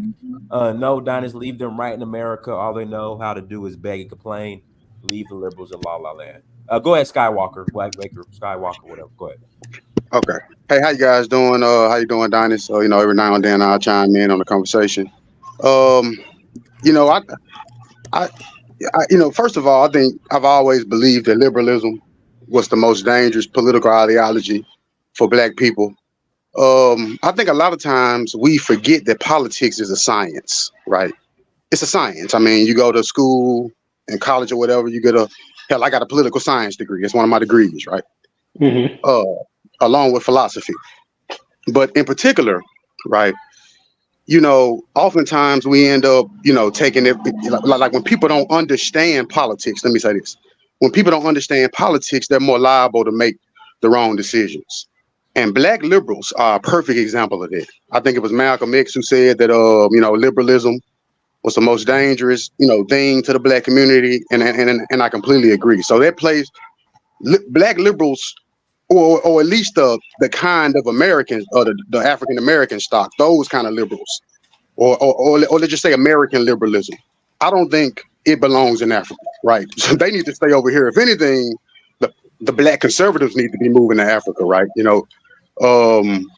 Because and what's weird about it, and this goes to show how how propaganda plays a role in this, is that most black people who even call themselves liberals, at least the ones I know, right? They don't even associate themselves with the things that the Democratic Party does, but they vote for them, right? Most of them don't believe in abortion. Most of them don't agree with, the LGBTQ agenda thing, right? You know what I'm saying? Most of them are they say that they're about family and things of that nature. Most of them believe in God, yet they somehow always vote for the Democrats, right? And there's an underlying contradiction there. That's because the Democrats obviously own most of the media conduits because of after the Civil War during Reconstruction. After the Civil War during Reconstruction, a lot of white, Southerners or whatever bought up or invested in communicative technology, right? So today, most of the media, sites are, ran by the Democrats, liberalism. And that's why black people are so liberal today, right? So I completely do not think that, black liberals should move to Africa. I think they should stay there, hoodwinked, misguided, absolutely don't know what the hell going on behind over here in America, right? And hopefully when Trump wins this election, it'll be a wake-up call for them, right? Because the Democrats have not delivered on anything ever for black people. And because the Democrats or the Liberal Party, or you might as well call them the Confederate Army, because that's really what they are, right? I mean, they are analogous with matter of fact, the first president of the Democratic Party was Jefferson Davis, who was the leader of the Confederate Army. I think a lot of people forget that, right? But anyway, that's all I got to say, man. When you got a new bus driver, the bus goes in a different direction. So you can't judge if the people in the party, if their ideas have changed, if the people have changed, just because the name is the same, don't make it the same. So, I mean, I get what you're saying, what it used to be, but you got to listen to what's being talked about now, what's being said now. So it's still the same thing, right? Democrats hate black people, and they use. I don't agree. I don't agree with that. Well, see. Let me understand. Well, maybe you don't understand political science. Okay. How do you understand political science, right? That's a question. How do you come to become a political scientist, right? First of all, you have to understand political history. Second of all, you have to understand political literature. You have to expose yourself to these two extremes regarding politics. So if you don't have an intricate history or understanding of the Democratic Party or the history of American politics anyway, like a political scientist would, right? You see what I'm saying? You're just more liable to be confused, right? You know what I'm saying? The Democratic Party to this very day is practicing population control policies against black people with abortion and shit like that, right? You know what I'm saying? Using the propaganda to influence criminality and sexualism in our women. They are immoral. Liberalism implies freedom. And when white people talk about freedom, mind you, I also got a degree in philosophy. When white people talk about freedom, we often get confused of their idea of freedom, right? Their idea of freedom entails an absence of good or evil, right? So for them, man is free if liberalism is the ideology, right? He is not chained by the manacles of good and evil, according to I guess brute liberalism from a European or Western view. Especially like an existential or but conservatives are white and European and Western though. I mean, in America, you talk. So this is what happened is you assign the racist tropes, so to speak, when you're talking about liberal whites, but then you act like it don't exist when liberals when they see it on the conservative side. Right, because Skywalker said what he said. I mean, somebody pointed it out before he left. The person has left. Liberalism, the definition in itself has changed. Like liberalism back then meant things of progressive nature, a change in something. Like it could have been, say back then, freedom from slavery. Stop using slaves. Start using the tractors to farm, to pick cotton, something like that. Liberalism, the definition in itself, the framework of what it means has changed. The guy who pointed it out has left the whole live stream already. But everything Skywalker was saying was like music to my ears. He was preaching, because the biggest problem with liberalism, the way I see it, and the reason why I think it's a problem when it comes to my country in Africa, is that it embodies the new radical definition of liberalism. It embodies this level of freedom and pleasure that is wrong and bad and causes degeneracy in the whole of society. I have a question. The definition I have a question. Should we not be asking the Republican for things like this? Is this is the time now that we should be making demands. Is it not? What would those demands be? So when you say Miriam, when you're Republican, you mean the Republican Party, the RNC, Trump? Right. Right. Well, what I think it was Theo. What demands would you put onto a bulletin? What would those demands be? So let me say this before the guy early, he was talking about the agenda for population control. And this, I used to think like that, but let me put this out there. When you look at yourself, and I don't know how many kids anybody on this panel has or in the chat has, but think about how many kids you have and how many you could have, and who made the decision for you not to have as many as you could have. And when you answer that question, it'll probably come down to the fact that you made an educated decision based on your circumstance to mitigate how many kids you're willing to have in order to be able to sufficiently take care of your family. In essence, that is a level of population control, right? That you make from an intelligent decision making. So Brother, I just want to put that out there. let That's me just stop something you to there. think about. Yeah. Bro, you Okay, brought okay. the Well, black that's changing completely the topic, different, brother. right? That's Just think about it. You ain't gotta. Right. Okay. Yeah, but you I mean, keep there's a changing difference the between topic, man. that. Abortion has been, we are off topic, but just to just to rebut, right? Abortion has been marketed to the black community. There's a difference between. I understand you. It's an existential decision, and I completely agree.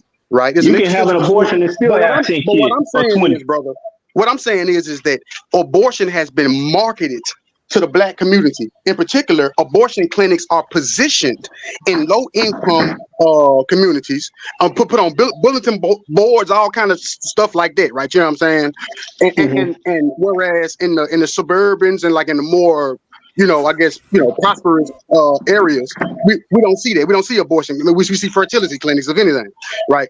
So what you said is true, right? You know what I'm saying? Abortion is an existential decision, and my Not just abortion. I'm talking about using condoms, exactly. pulling out, all of that. I wrote a trial brief one time and arguing against abortion. And one of the arguments I made was that actually abortion was a violation of equal protection against men, right?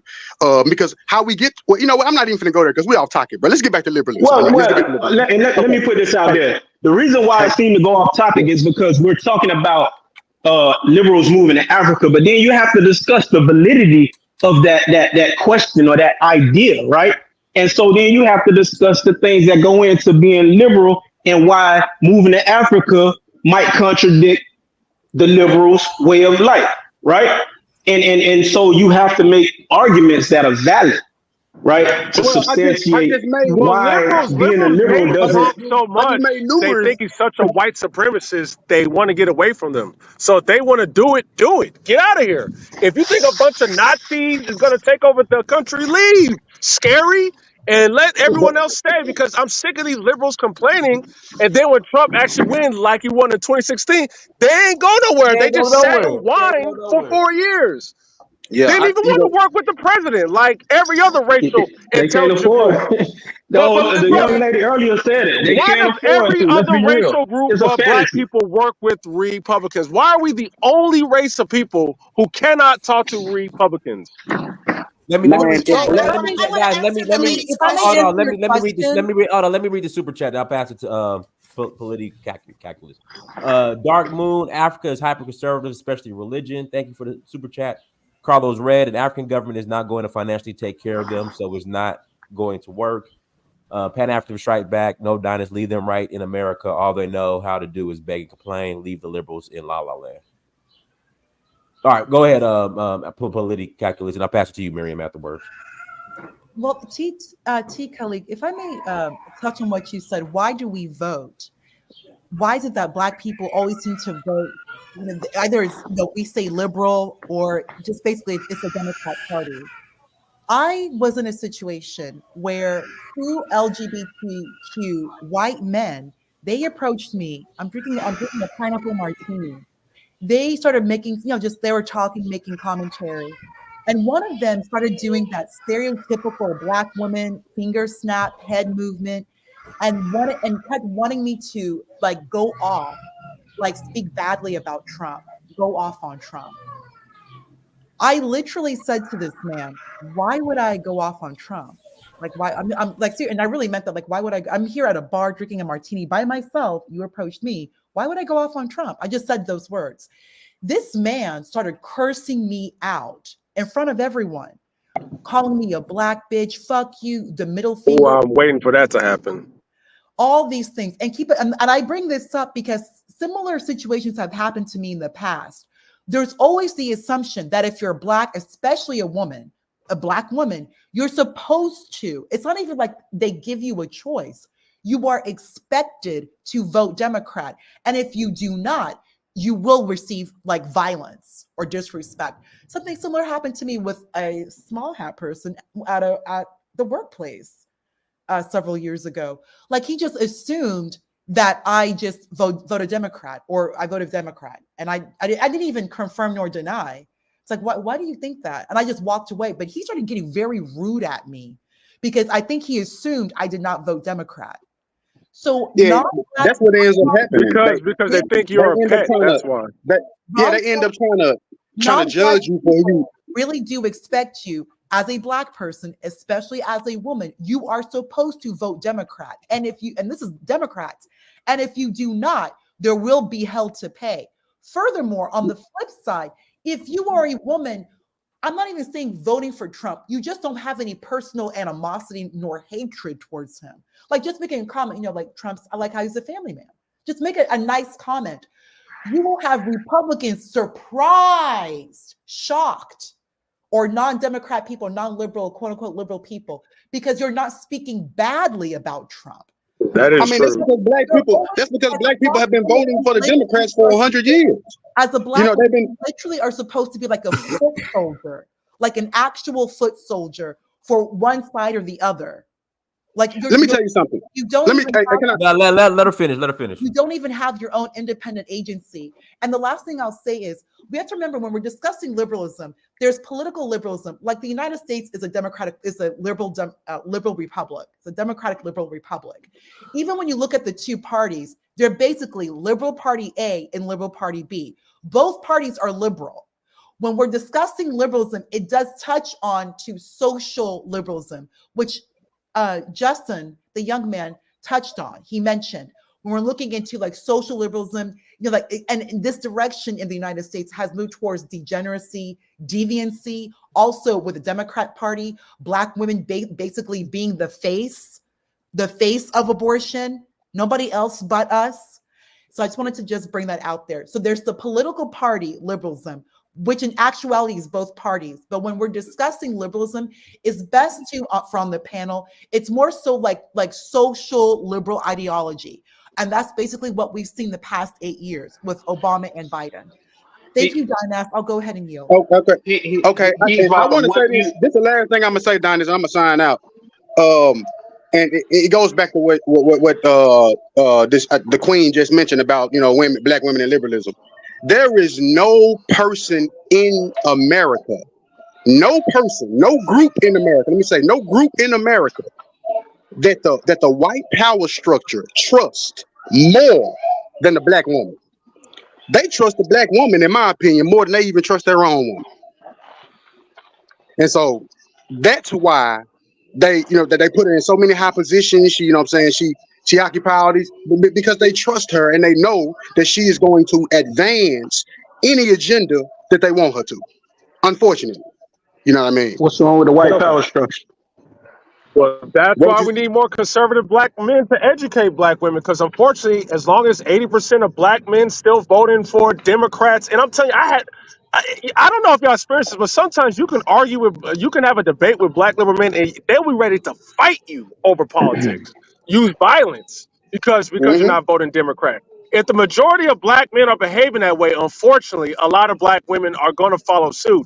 If the majority of Black men were conservative and independent thinkers and Republicans, I'm pretty sure when we get with these Black women, we can educate them. Because I'm telling you, man, the Black women out there who are liberal, you can easily educate them to switch sides. It's just that they don't have the education.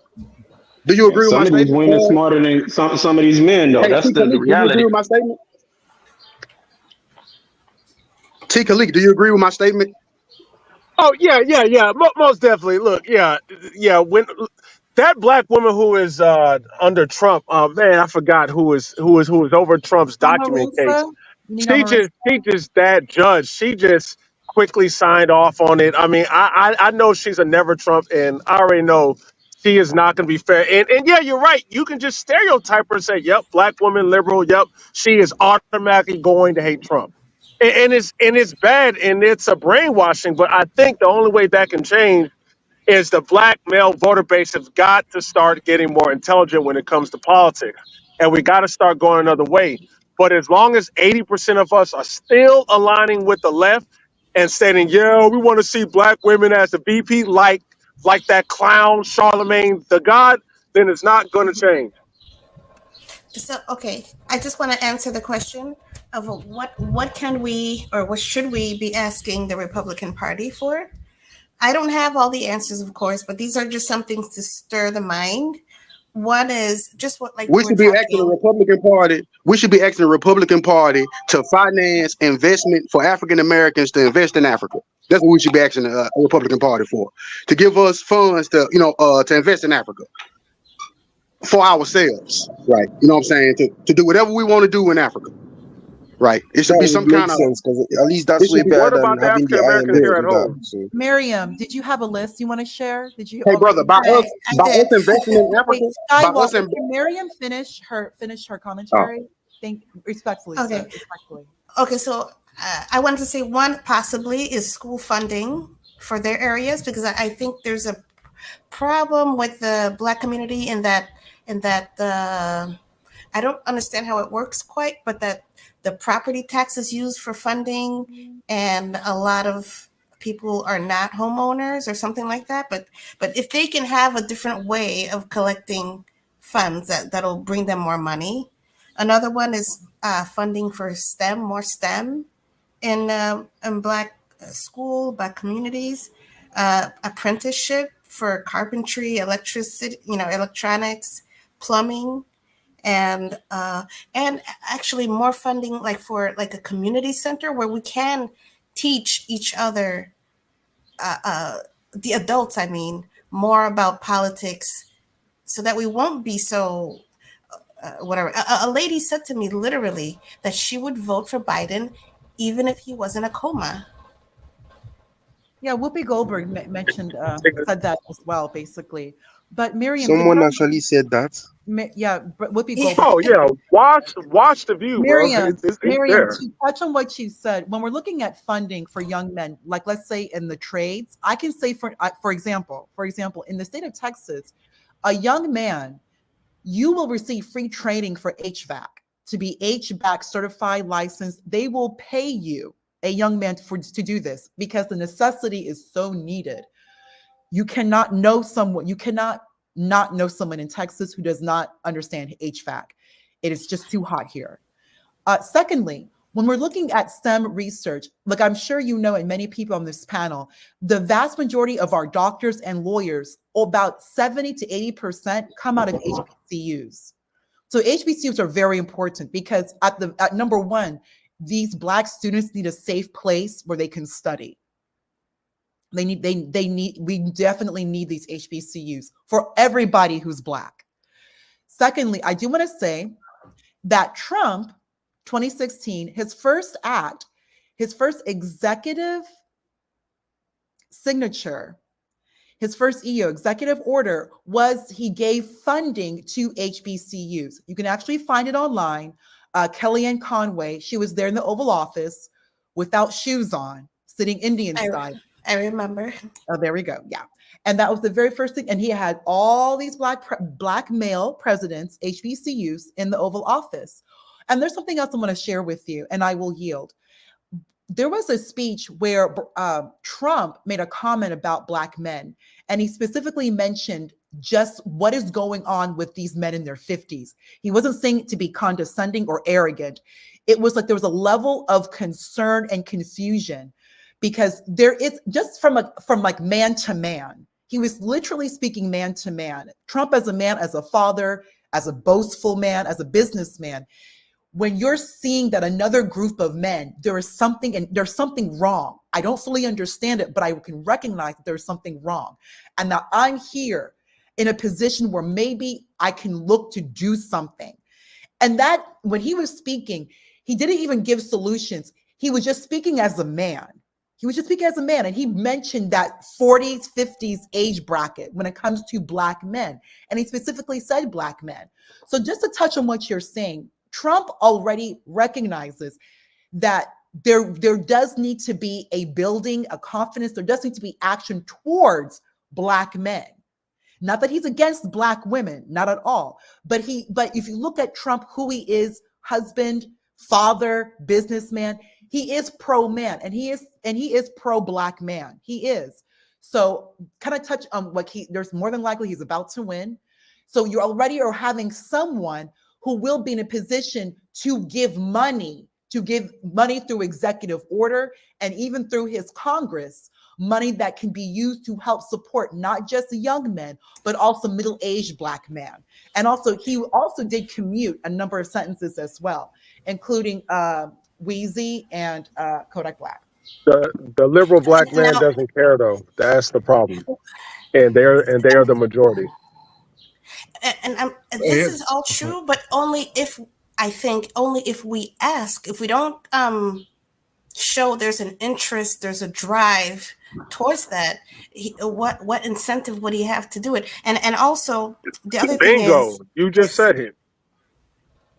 The other thing is necessity. Like the general society has necessities, like for example HVAC, but the Black community also has their own necessities, such as we need electricians, even though the general society might have, but we might need our own plumbers, all that kind of stuff.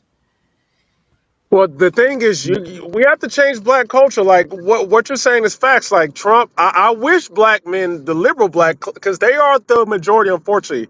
I wish they were strong enough to say, hey, we may not like Trump, but let's talk to him man to man and hash out some type of policy solutions that benefit Black people. But no, they wanted to sit back and complain and call him a white supremacist. Look at all of the Black celebrity men, most of the Black male politicians, or anyone in media, or anyone who's in that space to have an influence. The majority of these Black men are never Trumpers. Like, look at LeBron James. I forgot who he sat down with, but they asked him if he ever would meet with Trump. He was like, no. But then he said he would meet with Barack Obama. So what that means is he will complain for 4 years if Trump is elected, and then go have a photo op with Obama. Like, Black men, these men aren't serious. They're not serious politically. Look at what they're saying now. We need to get Biden in because we are scared that Trump is going to overthrow democracy. Look at that word, scared. This is the problem.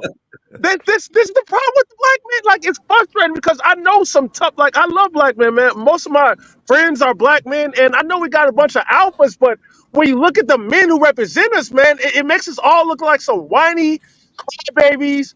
We don't know about policy. We always want the white man to love us and coddle us and say nice thing. It's such a bad look. So until we get these Negroes out of power, and this is really on Black men in our image, to be honest with you, this is something that Black men are going to have to come up with a strategy and a solution. And fortunately, if more Black men keep going to the right and potentially voting for Trump, that is going to be a wake-up call to the Democrats, to where they're going to have to take us seriously, the Black conservative or the Black independent seriously, because that liberal Black man, he's too afraid, he's too much of a coward, he's always crying on TV, that he's going to always want to be coddled underneath white liberals.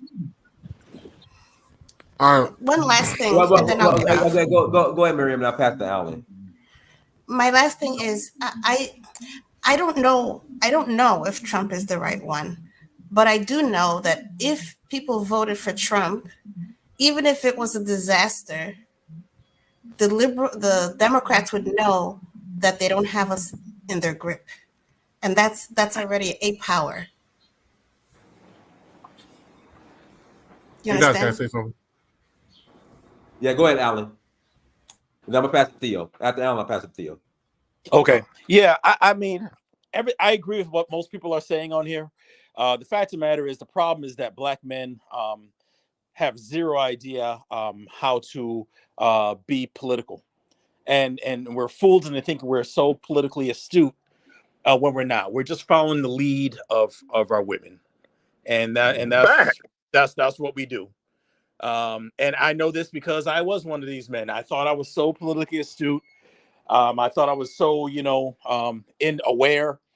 And what I realized over time, recently in the last 3 elections, is that the only thing we're doing is taking talking points from white liberals, and who then transfer it to black women, who then tell us exactly what to do. And that's a sad commentary. I take no joy in saying that, but that's what it is here in America. You're not black if you don't vote for the right way. You vote, but Alan, you voted for him though. You voted. I for did. him. Listen, I'm speaking. I included myself, bro. I'm Hey, not that kind of guy. wait a minute. I just thought of something in my head, and I have a question for everyone on this panel. I literally personally want to hear an answer from everyone on this panel. Like, what? Because of the topic of this live stream was the reason why I was so interested. Typically, I don't really care about American people stuff. It's mostly African people stuff. So when I saw what the topic was, it had me wanting to come on this. And I saw this and I thought to myself, if the black liberals, if they come to Africa, say maybe Ghana, Nigeria, who like, we know that most African people are very, very conservative. That's facts. No one can really argue with that. That's raw facts. Very conservative people. If the black liberals come to Africa, who would influence who to become what? Like, do you think the black liberals will influence the Africans to be more liberal, like American type of liberal, or do you think the African conservatives would influence the black liberals from America to be more like conservative Africans? The second you leave the United States, what would happen is your whole worldview would change, and you realize that nobody does politics the way that we do here in the United States. The one part of my awakening was spending time. I went back to Barbados for 6 months, and I went and I observed political season and elections. And what I realized is that, wow, people simply go ahead and will bounce between the Barbados Labor Party and the Democratic Labor Party based on their own interests, and they're not just stuck on one party based on some weird sense of solidarity that they have when there's no track record of anything being delivered. And that just became very obvious. I looked at black people around the world. The second you leave America and leave that environment, all of a sudden you're in you're thrust into more of a class-based society instead of a race-based society, and you don't vote strictly based along racial lines anymore. So they would change. Oh, okay. They would change. I believe that, anybody traveling anywhere, right? You'll find your tribe. I mean, overall, the society could be one way or the other, but there's differences everywhere, right? Everybody isn't conservative in Africa, right? And so whether you're liberal or you're conservative, if you moved to Africa, you'll find your tribe, right? You'll find like-minded people, and you won't change the society. And the society may not change you, because 9 times out of 10, unless you're exploring, trying to find yourself. But if you are who you are, especially if you're older, you may develop a new appreciation for the world and the diversity and the differences. But I don't think anyone going over to Africa, unless they set out to get political and start a movement, but just going to live, I don't think a liberal would go and change. Liberals would go and change Africa. I think they would find good company in Africa, despite majority of people possibly being conservative.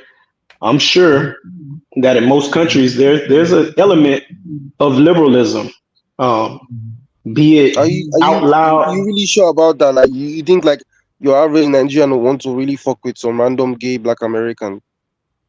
I'm not saying random, but I'm sure there are homosexuals in Africa.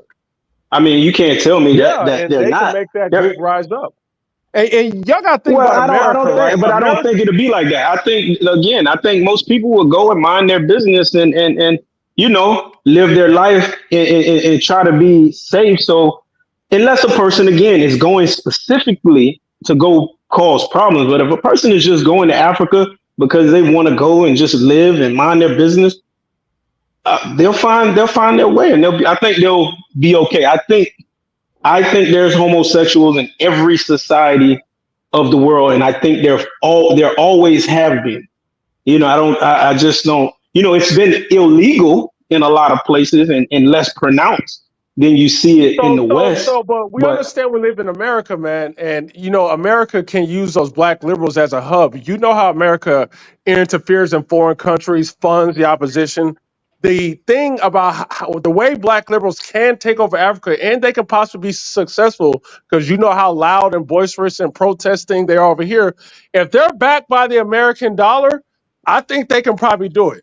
I think if if they're that's what backed they're by going the to do, American bond, they can pay off some Africans the same way black folks are paid Yeah, off here, and they that's like can they can literally the fact that you infiltrate that thought of that. culture That's slowly. genius. I didn't even think of that. But yeah, that's a fact though. That happens. That could happen. You know how a lot of the politics in Africa works. I didn't even think of that. But now that he said it, that's a true talk, bro. True talk. I completely yeah, but I disagree. don't. I don't think the average person, voter who votes liberal and is just kind of disenchanted with the United States because of who becomes. I don't think they're going to. They're talking about moving to Yeah, but we're start a talking movement and hypothetically. overthrow.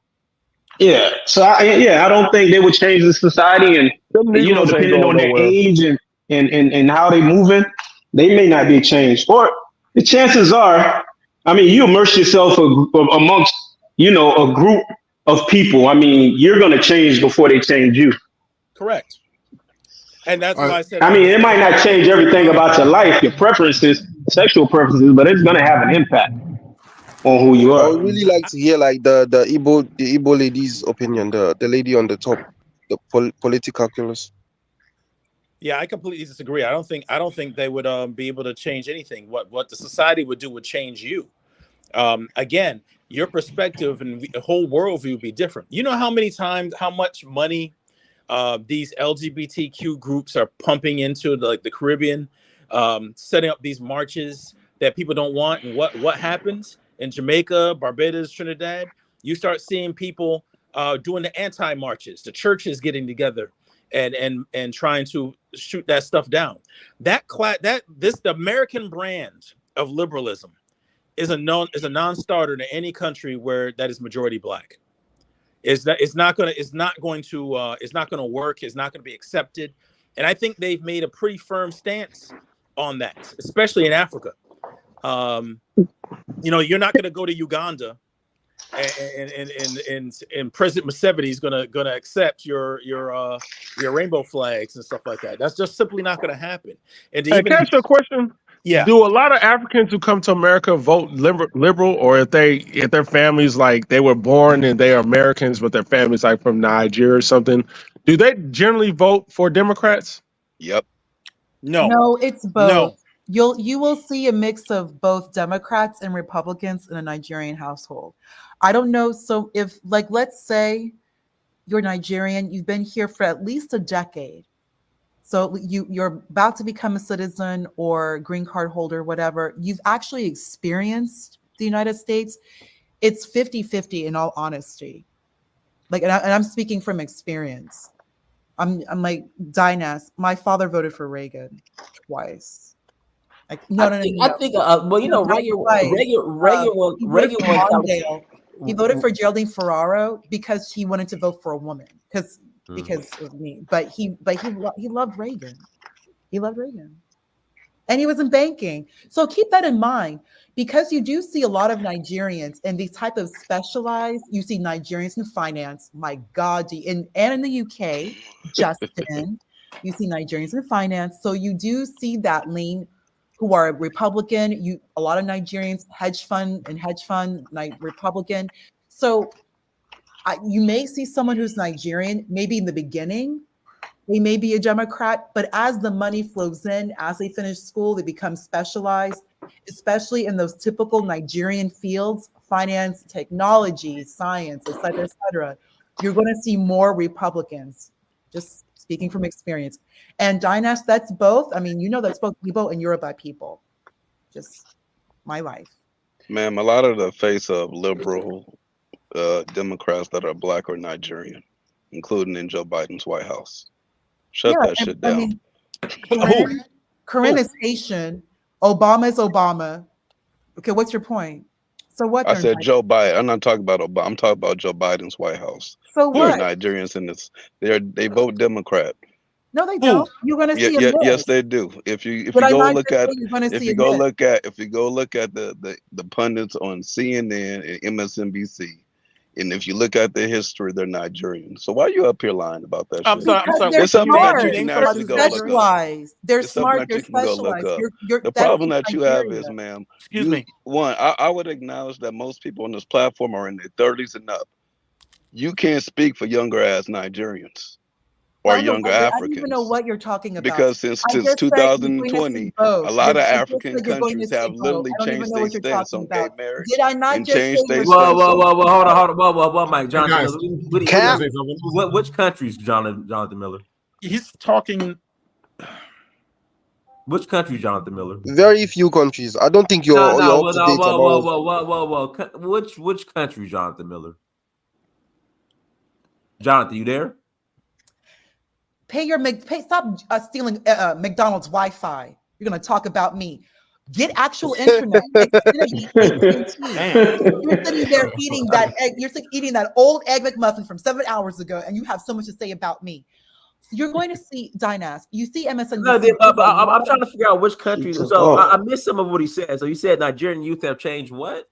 He said South Africa be one. Let's say South Africa. Just on his behalf, I'll throw South Africa out there. But South Africa. Yeah, but South Africa is different in the African environment. They're built different. They've got like a white. Well, I was just throwing it out there They've got like a because huge white he ain't here to party speak. that influences the whole nation, and that white party is obviously majority liberalist and all that bullshit that white people bring to any society. Well, I was just speaking as a matter of fact. That's all. Oh yeah, black line. Go ahead, black line. But yeah, I mean, but he said countries are changing their stance on gay marriage. What outside of South Africa? What's countries? Let's just ignore that. There's no proof. There's no evidence. Fact, can I quickly throw in this fun fact? Quick fun fact, yeah. South Africa was one of the very first countries in the entire freaking world to actually allow gay marriage, along with its colonizer, the Netherlands. So South Africa is a different landscape in politics entirely. The average African country has not changed their stance on gay marriage. That's facts. I mean, just we got 30 years ago, America didn't know that. Angola decriminalized same-sex relationships in 2021. Botswana decriminalized same-sex relationships in 2019. Mozambique decriminalized same-sex relationships in 2015. You want me to keep going down the list? Yeah, keep going, brother. There are literally now when y'all come up here and y'all say this, keep going, Jonathan. Keep going, Jonathan. Keep going. I wanted to answer your question that you put on the thing. You said gay marriage. You said gay marriage. You said gay marriage. Gay marriage is legal in South Africa, and gay relationships are being decriminalized in different parts of Africa. And I just but decriminalized does not necessarily mean it's allowed and encouraged. Those are not the same thing. Wait. Hold on a second. I recall in 2008, Black Americans were blamed for gay marriage being banned in California, Florida, and a whole bunch of other states. So that would mean that even though we overwhelmingly are against it, there's still some that are for it. And just because majority of Africans are against it, there are still some that are for it. There are gay clubs in Africa. In Nigeria, they had a raid of a gay house party in Lagos. Yeah, it's illegal. They got arrested, Jonathan. He's talking about the people, though. He's talking about the people. He ain't talking about. We're talking about the people. Now, the problem that y'all have is that when y'all say Africa, y'all saying it like it's a big ass country. It's a continent of different countries in which, if you are a gay Black liberal, you can go to an African country that doesn't bother you about it. Right, Jonathan. If you are, Jonathan, you must be late because I mentioned South Africa. I just mentioned countries that are not South Africa. Oh, okay. So you're saying Botswana? Yeah. Now, But they can't get married. But they can't get married. They are in Botswana, right? Okay. It'll say, let me make sure I got it right. But they can't get There are married. certain countries that will acknowledge your same-sex marriage if it happened in another country. Now, last time I checked, we're talking about the gay people that are liberals, that are black, going to Africa, right? They can go to that country if they're already married. But and they'll be can you show me where Botswana Dinus, will? you know that is damn well not false. Ma'am, you Okay, can look that shit up. also Sit your too. ass down. They're gonna recognize So the gay Jonathan, marriage it was outside, please. So hold on, one mic. So Jonathan, it was like first we started talking about abortion. So now in Botswana is abortion, you know, Roe versus Wade. So it's Botswana, is abortion legal? I don't know if abortion is legal. That's what I'm saying. So Jonathan, it's just the black liberal. But the thing is, Dinus, based on what you're saying, is that they can look this shit up and then make it determine. I mean, if you're gay, are you? And that's I mean, let's think. One mic. You're not gonna talk over me. One mic. So Jonathan, again, the point of the conversation. Okay, were you here since the beginning? No, I've been listening since the beginning. No, yeah, since the beginning, I've been listening. No, he has not. Okay, so you heard, brother. so in the heard, beginning, you started off about a crime about some dude in New York in a wheelchair dragging. No, so you weren't here since the beginning. So you weren't. You were talking about a person in New York City. No, you weren't. That was Jonathan, in a wheelchair, you weren't. right? Jonathan, you weren't here at the beginning. So He talking about the video you showed in the beginning. Theo, can I talk, man? Y'all know. Oh, my bad. Jesus. All right. So again, in the beginning, I started off with this past weekend.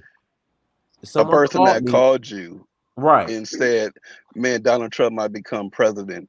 Anyway, you go to Africa all the time. Where do you think I can go in Africa and I can get an abortion? That was in the beginning, right?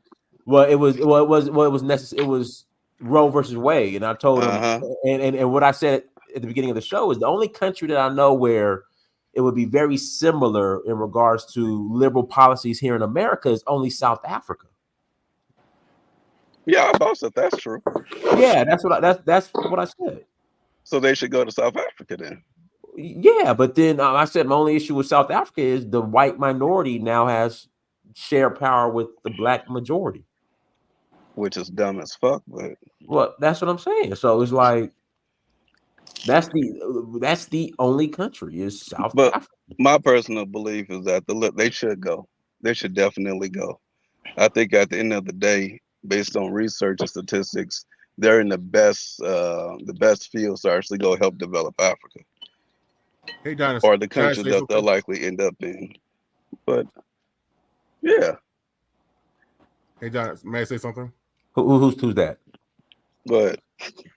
Who is that? Who's that who wants to say something? Who is it? Oh, Black Line. Me. Yeah, go ahead. Then I'm gonna bring on Colin and Jagu. Go ahead. Okay, no, okay, thank you. Okay, like I agree with Alan. Like there was some good conversation, but some of the time you guys did kind of fall off topic to a certain degree. And I'll be vague. Like the topic is, okay, the reality is, like, I understand why a lot of African Americans want to go to another. I'll start with the voting thing. I'm not a voter. Democrat, I'm more independent. I understand why a lot of African Americans want to go to Republican side. I completely understand to a certain level, and why they don't leave the Democrat side if they want to go on. I completely understand. However, the problem is, like I agree, the problem is that for me, I kind of disappointed in us to a certain degree. When I heard the panel, I heard, what Trump can do, what Biden hasn't done, but I didn't hear him enough about what we can do for ourselves first. That's my problem. I didn't hear a lot of black people on this panel, and correct me if I'm wrong, maybe, because I did come a little late. I don't hear enough saying, what can we do for ourselves first to make us more self-sustainable? Because all I'm hearing to a serious degree is, I'm no offense, but I'm sick and tired of black people voting for which mask is good for us long-term, when in reality, neither side really gives a fuck about black people at all. Because the topic's about politics, man. That's why we're talking about politics, and you're right now changing the topic away from politics to probably cover shield for Democrats. I understand. That's why you're changing the topic. No. I'm not changing the topic. I'm just saying I want African Americans to be independent first, because one thing we kind of forget, what like the first basic rule of any politician, what they do, they tell people who's voting for them what they want to hear. I'm not saying they can't be beneficial. I'm not saying we can't think independently. But we need to be more strategic at the end of the day. Yeah, but Black Lion, you haven't defined who is we. And bro, majority of this platform, I would like to say, is pretty much Trump supporters, which means we're not even going with the Democratic way. Yeah, and we can be independent and still want a closed border. I don't see a benefit to black people wanting open borders and all the LGBT. Let him finish. Let me finish. Please don't interrupt me. I'll let you guys speak. Let me say this. I'm just saying the problem I have with the black community to a certain degree, every time we do an election and everything. Like I agree. I'm glad black people are shifting their mindset to want to go to another party. Like, let's try something else, something different. That's good. Don't get me wrong. That's great. And see what we get out of it. But the problem with black people is like we always wait for some type of goddamn massa, regardless of political party, to help us out. When half when like 50 or 60% or more, we can literally do for ourselves. Like I agree with the sister political calculus. Like for example, the majority of the Chinese Asian community don't vote. They fund both sides of the party. And regardless, but at the same time, majority of black people don't vote, and I know black people make it in this country without voting. Voting is really on the local level. You know, I know. I just want to get to the point. Local level is what really determines who gets city contracts. Let me give you a perfect example of what I'm talking about, right? We have this thing in Norfolk and Virginia Beach, right? We have a railway line that's been there for decades, right? The city of Norfolk wanted to extend this rail, make a light rail like 15 years ago that extended from downtown Norfolk all the way to the ocean front, right? Now, the black people on board, yeah, we got white people in Virginia Beach. They were like, my neck, everybody said, That thing stops right there on the border of Norfolk, and that would have helped so many people out. But the thing is, even though it was voted for during when Obama was elected and there was a black turnout was thing, the referendum went through, right? But then they had another referendum, right, in the off season, right, when they knew black people were going to show up, and they turned it down, you know. And so what I'm saying is, yeah, voting on local levels that directly affect people. Black people do get involved in that. I'm seeing politics all the time. I'm seeing almost brawls and stuff like that in City Hall and stuff like that. So basically, you're going by national elections. Black people don't really have a stake in national elections, but they are in their local counties and school boards and stuff like that. Yeah, them people are out there. They're voting and they're supporting their people and stuff like that. So you can't make a blanket statement like black people just vote. And also here where I live at, right, people don't care about Democrat and Republican. A person can be Republican, he can still get elected because nobody ever mentions their political affiliation here in Virginia, you know? So it's not like I know, I understand that. I'm saying if you may finish, Don, that's okay with you before Kala does Kala things for I was gonna come here and defend you, so people picking on you, and now you're taking shots at me already. Like mine, as you were saying, hey, Kala got on that Mr. T wife beater for when he was in Johnson days. You know it was high out here, man. It was 105 degrees today, man, in Virginia. No, but I get what you're saying. I agree. I'm just saying, like I said, nice. No, but for me, I'm saying, like I said, I don't mind who black people want to vote for, but the thing with us is not organized, and like I agree with public calculus. We said we don't vote and we don't invest. Like I said, the Chinese community, for example, the Asian community, they don't give a fuck who's in office. They fund both parties, and regardless who wins, they still win. Because even they don't trust they don't trust neither party, because they know what anything happens to them, they know they're gonna be fucked in the long term. Yeah, you know what the difference is, Black Lion. Everybody, there's like I said about Africa, right? There are people who have an interest in Africa, and there are people who are interested in Africa. Most of these people call themselves Pan-Africans are interested in Africa. They don't have an interest in Africa. It's something that's tangible, okay? The Chinese have something tangible collectively that they want to protect. It could be a shipping lane. It could be some regulation, stuff like that. That's what they come together on, you know? They have their own trade. Like here, the Chinese basically have own part of an industrial zone here and whatnot. And you see all Chinese warehouses and stuff like that supply the restaurant chains around here with goods and whatnot. So they have something tangible and everything. Black people do not have that. As far as like Black people are individualistic. Black businesses and contractors and everything that I know don't work together like that. So there's I agree. No, I agree. And there's nothing collective. What are we voting for? And also, there's another thing too. Is this too much of the people? I'm gonna say this right. I'm gonna hurt some people's feelings, right?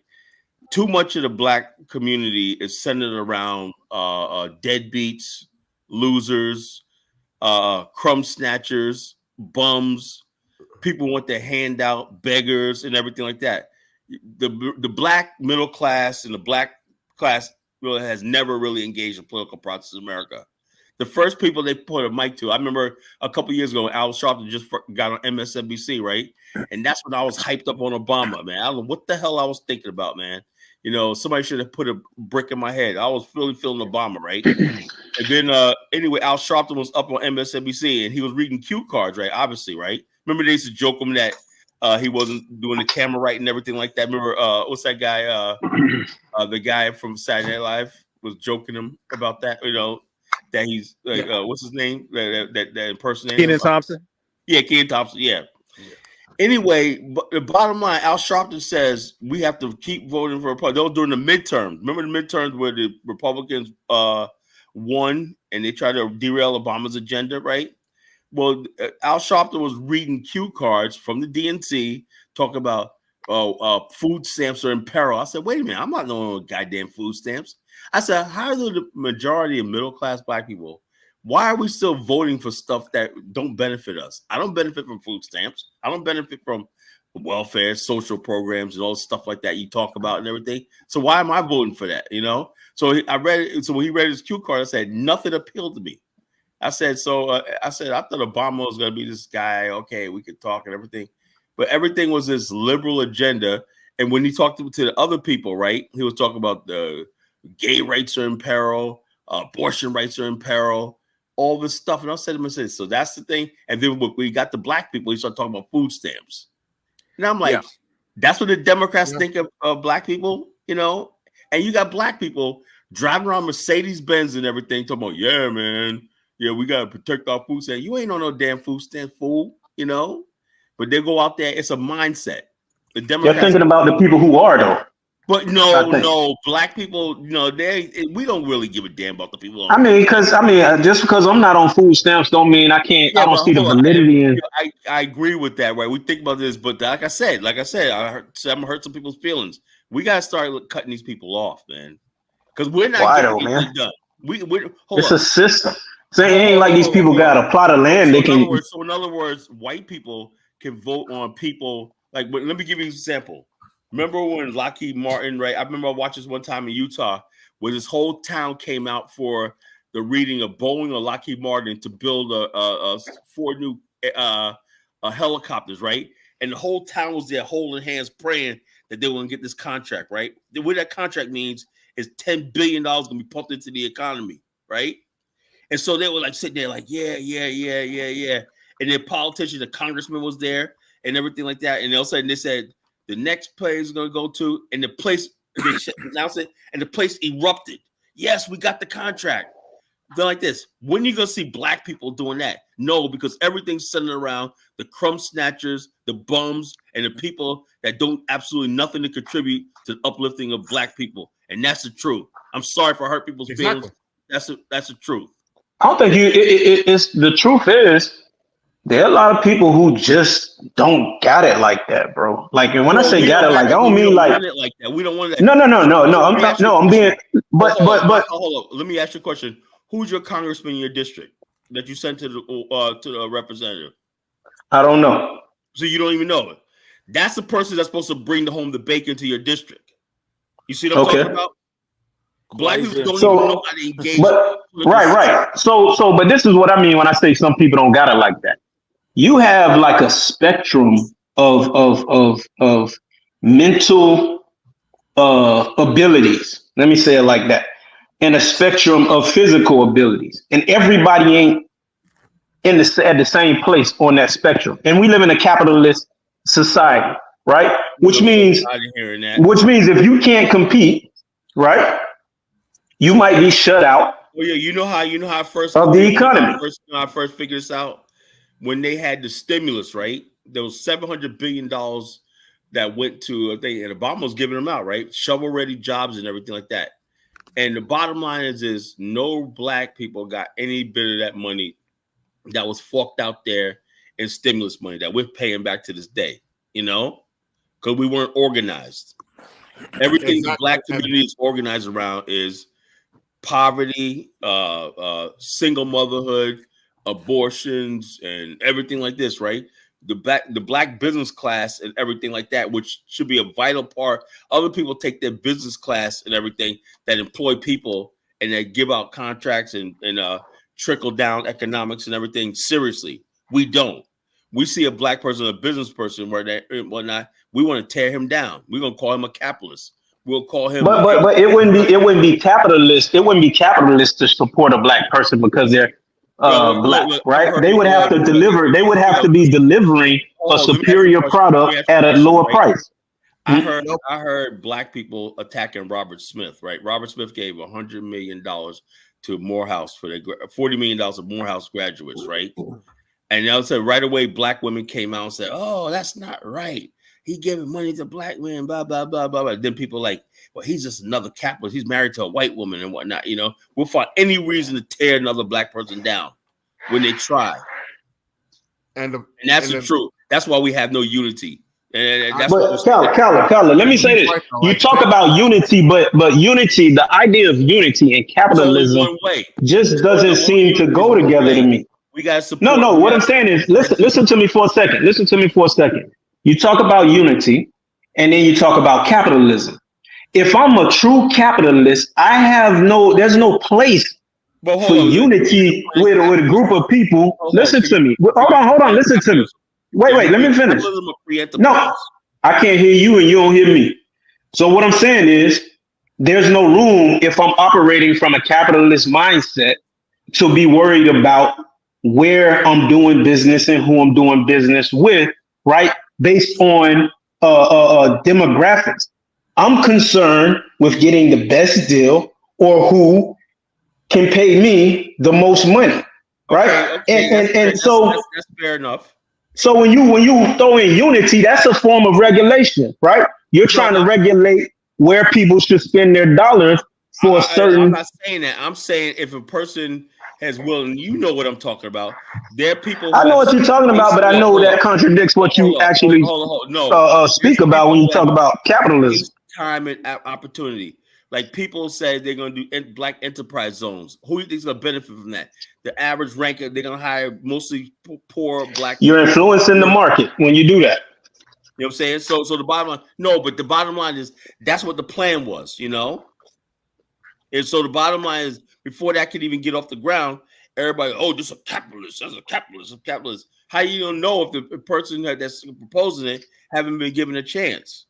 You never gave the black business class a chance to help the black community. You know, we're the only group of people who do not friggin' support the business class and everything like that. Exalt the business class. We do support the business class. It just ain't it ain't on racial lines often. We go to the restaurant. We go to the Ruth Chris if we can barely afford it. Look, we still I think got a better example, Dynas, if I may, a better example, Atlanta, the 1996 Olympics. Because from what I read, there were a number of contracts. There were government contracts, leasing contracts specifically given to Black businesses. And that success completely revolutionized and created Atlanta to what people understand today, basically building that middle class, like that Atlanta. That was actually before that, Maynard Jackson. So can that be discussed? Because there's no other city in the United States where you've seen this level, this type of Black success, and it occurred in the 90s.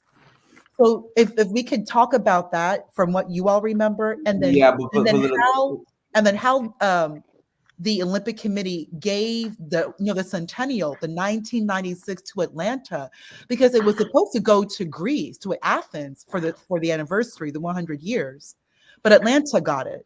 So how did Black people pull this off? Not just getting the Olympics, the 100-year anniversary from Athens, the cheap labor, and then also the growth, the economic growth, the success. I mean, so if that can be looked at, because it touches on what's been discussed so far. No, politic calculus. Have you ever seen the Maynard Jackson documentary on Netflix? No, Maynard Jackson, no. And he's the one who built Atlanta. So basically, what happened? You know, he gave. What did he do? He gave, I think it was like the banks, you know, ultimatums. Pretty much, you're gonna fund these Black people, or we're not doing business with you. And also, he built the airport, right? Also he connected Atlanta with the rest of the country and the world. He basically said, okay, he understood that GM, Ford, and all these people, they'll be honest with you, man, Africa's gonna figure this out. If they could avoid building their factory near you, they'll do it. It's just nothing forcing them to do it. That's capitalism. You know, I could force you. It's not like a command economy like Japan. The government will strongly suggest where you build a factory at and what to do and stuff like that. America's not like that. So what he did was he said, you know something, a lot of these companies around the world are not really racist. They're not trying to play the white supremacy game. I'm going to give them an offer they can't refuse or not. So he brought a lot of international industries to Atlanta, you know, and the bottom line, he's credited for building modern Atlanta. Atlanta was a sleepy mid port city not port on the coast, but a port city that, you know, a transport from the north and the south and the Midwest, and it was nothing. It was like it's like a hub, like a depot. It was like Las Vegas before the casinos got there. It was nothing. He built it into the modern city it is. Him and then eventually Andrew Young. Yeah, but Maynard Jack also were they Democrats or Republican? I'm just curious. It doesn't even matter. And when it comes down to I just had to ask. It doesn't matter. He believed how did Turner get involved and stuff like that and everything. He built a middle class. You know, Black people had pension funds, savings, and stuff like that. You know, and he built it up and whatnot. Can you also please explain Ted Turner with CNN? When did that come about? Because around the same, in the 90s, you know, CNN came there in the 90s, you know. So, but the bottom line is Maynard Jackson made Atlanta a major city in the United States and also the South, particularly in the South.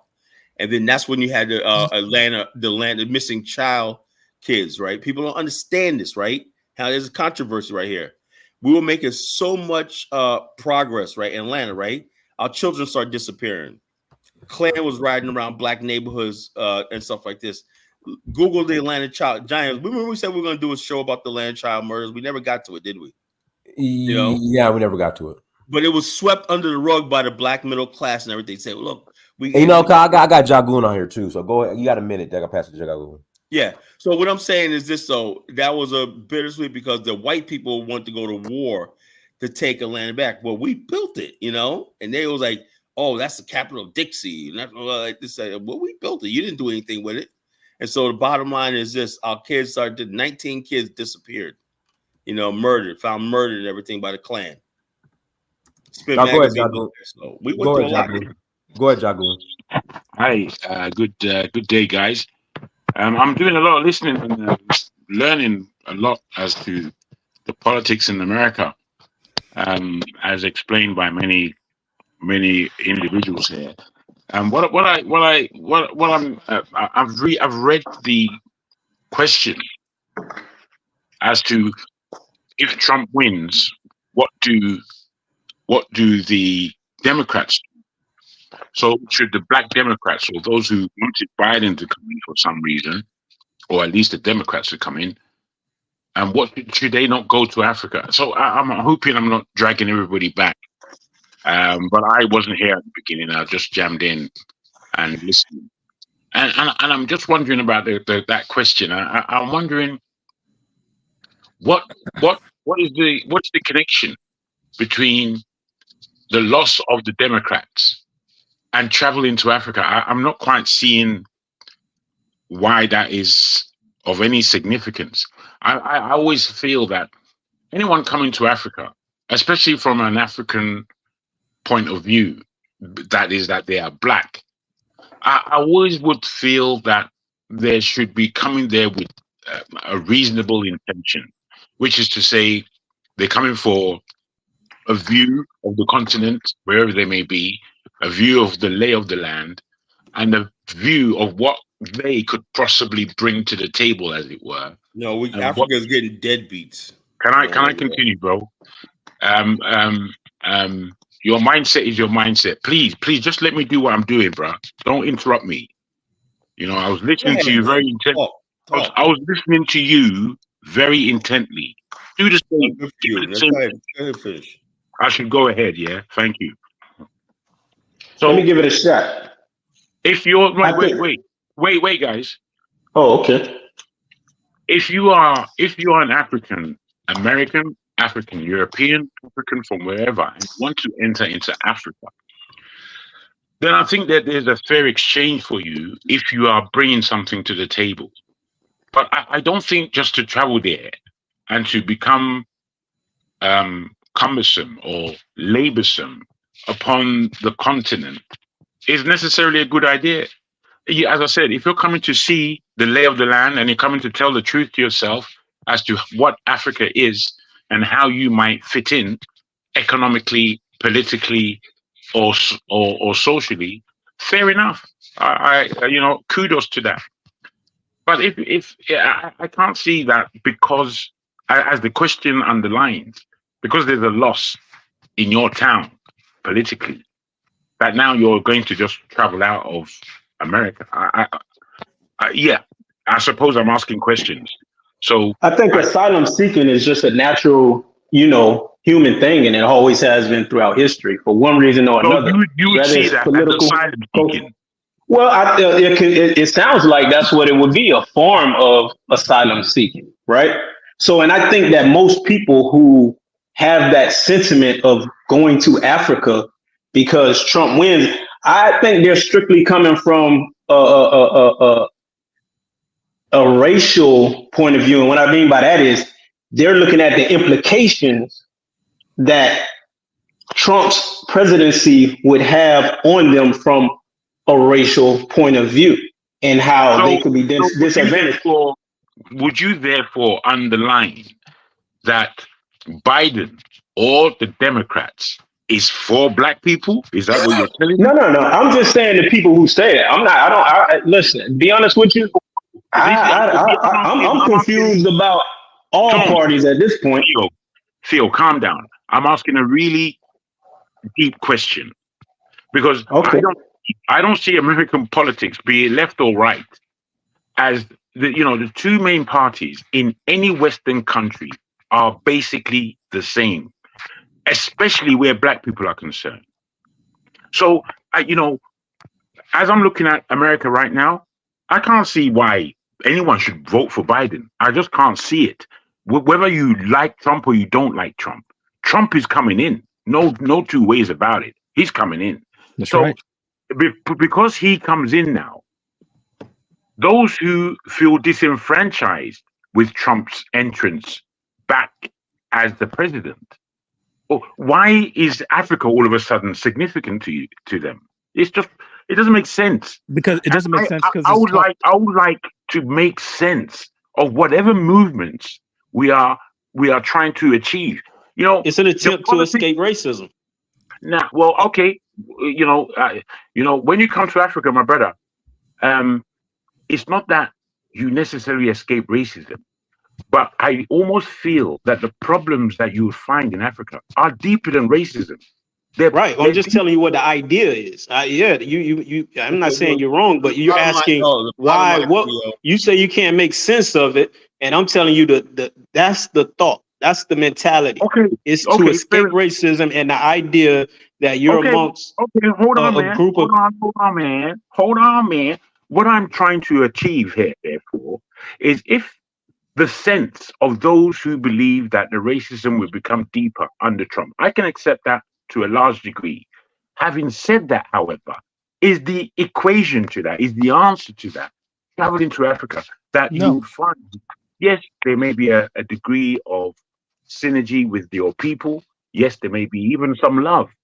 But I can tell you 100% that the issues that you're going to find, unless you are deeply focused, are going to be much deeper than the racism that you are supposedly suffering in the States. Because you won't suffer racism, but you would suffer otherism. You would suffer the pain of living in a continent like Africa that is way underdeveloped and very uncomfortable for anyone who's going to call himself an African American. As an African American, they want things set up correctly. They want things set up in such a way that once they enter, they are comfortable. That's not Africa, bro. Africa is not comfortable like that. You understand? It may be comfortable for you as an individual, but the level of irritation that you are going to receive just by entering into a different climate, bro, I tell you, you'll probably go home to eat more racism rather than stay. You got black people. Hold on, you got black people back in the 60s. I'm home with the Ghana. I'm home. They threw their passports in the ocean and whatnot. After like about a month living there, they were going down to the beach. they did what, Colin? Yeah, they were like, I'm home. They threw their passports in the beach and whatnot. This and the other. After like 2 weeks there and whatnot, they were like, we gotta get the hell out of here, man. I was like, dude, black people in America are stupid. I don't know. I love my people, but not the smartest, not the sharpest tools in the shed.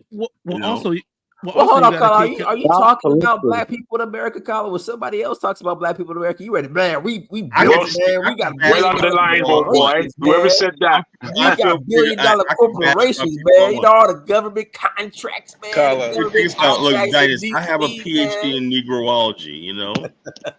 And I could talk about my Negroes, you know, when I can bash them out of love because I love them. I love man. You know all the federal contracts we got, man. We built the bridge in DC, man. We built that bridge, man, in DC, man. The bottom line is this: we are so disorganized as a people. Why do we even? Why does I don't understand? Right now, I saw Brandon just the other day. I took Brandon on WhatsApp. I said, "There's a TikTok going around, right? Of some goon." Saying this is what you're gonna do to black Trump supporters, and he's like beating like a thing. So that's what it is now. The liberals are making veiled threats against people who basically might vote for Donald Trump, whatever. Remember Charles Barkley made that comment, you know. So that's what it is, and that's what we gotten down to in the black world. This is the first time in our history where black people have ever had political violence. We never had political violence in our community. Never. Hey, Colin.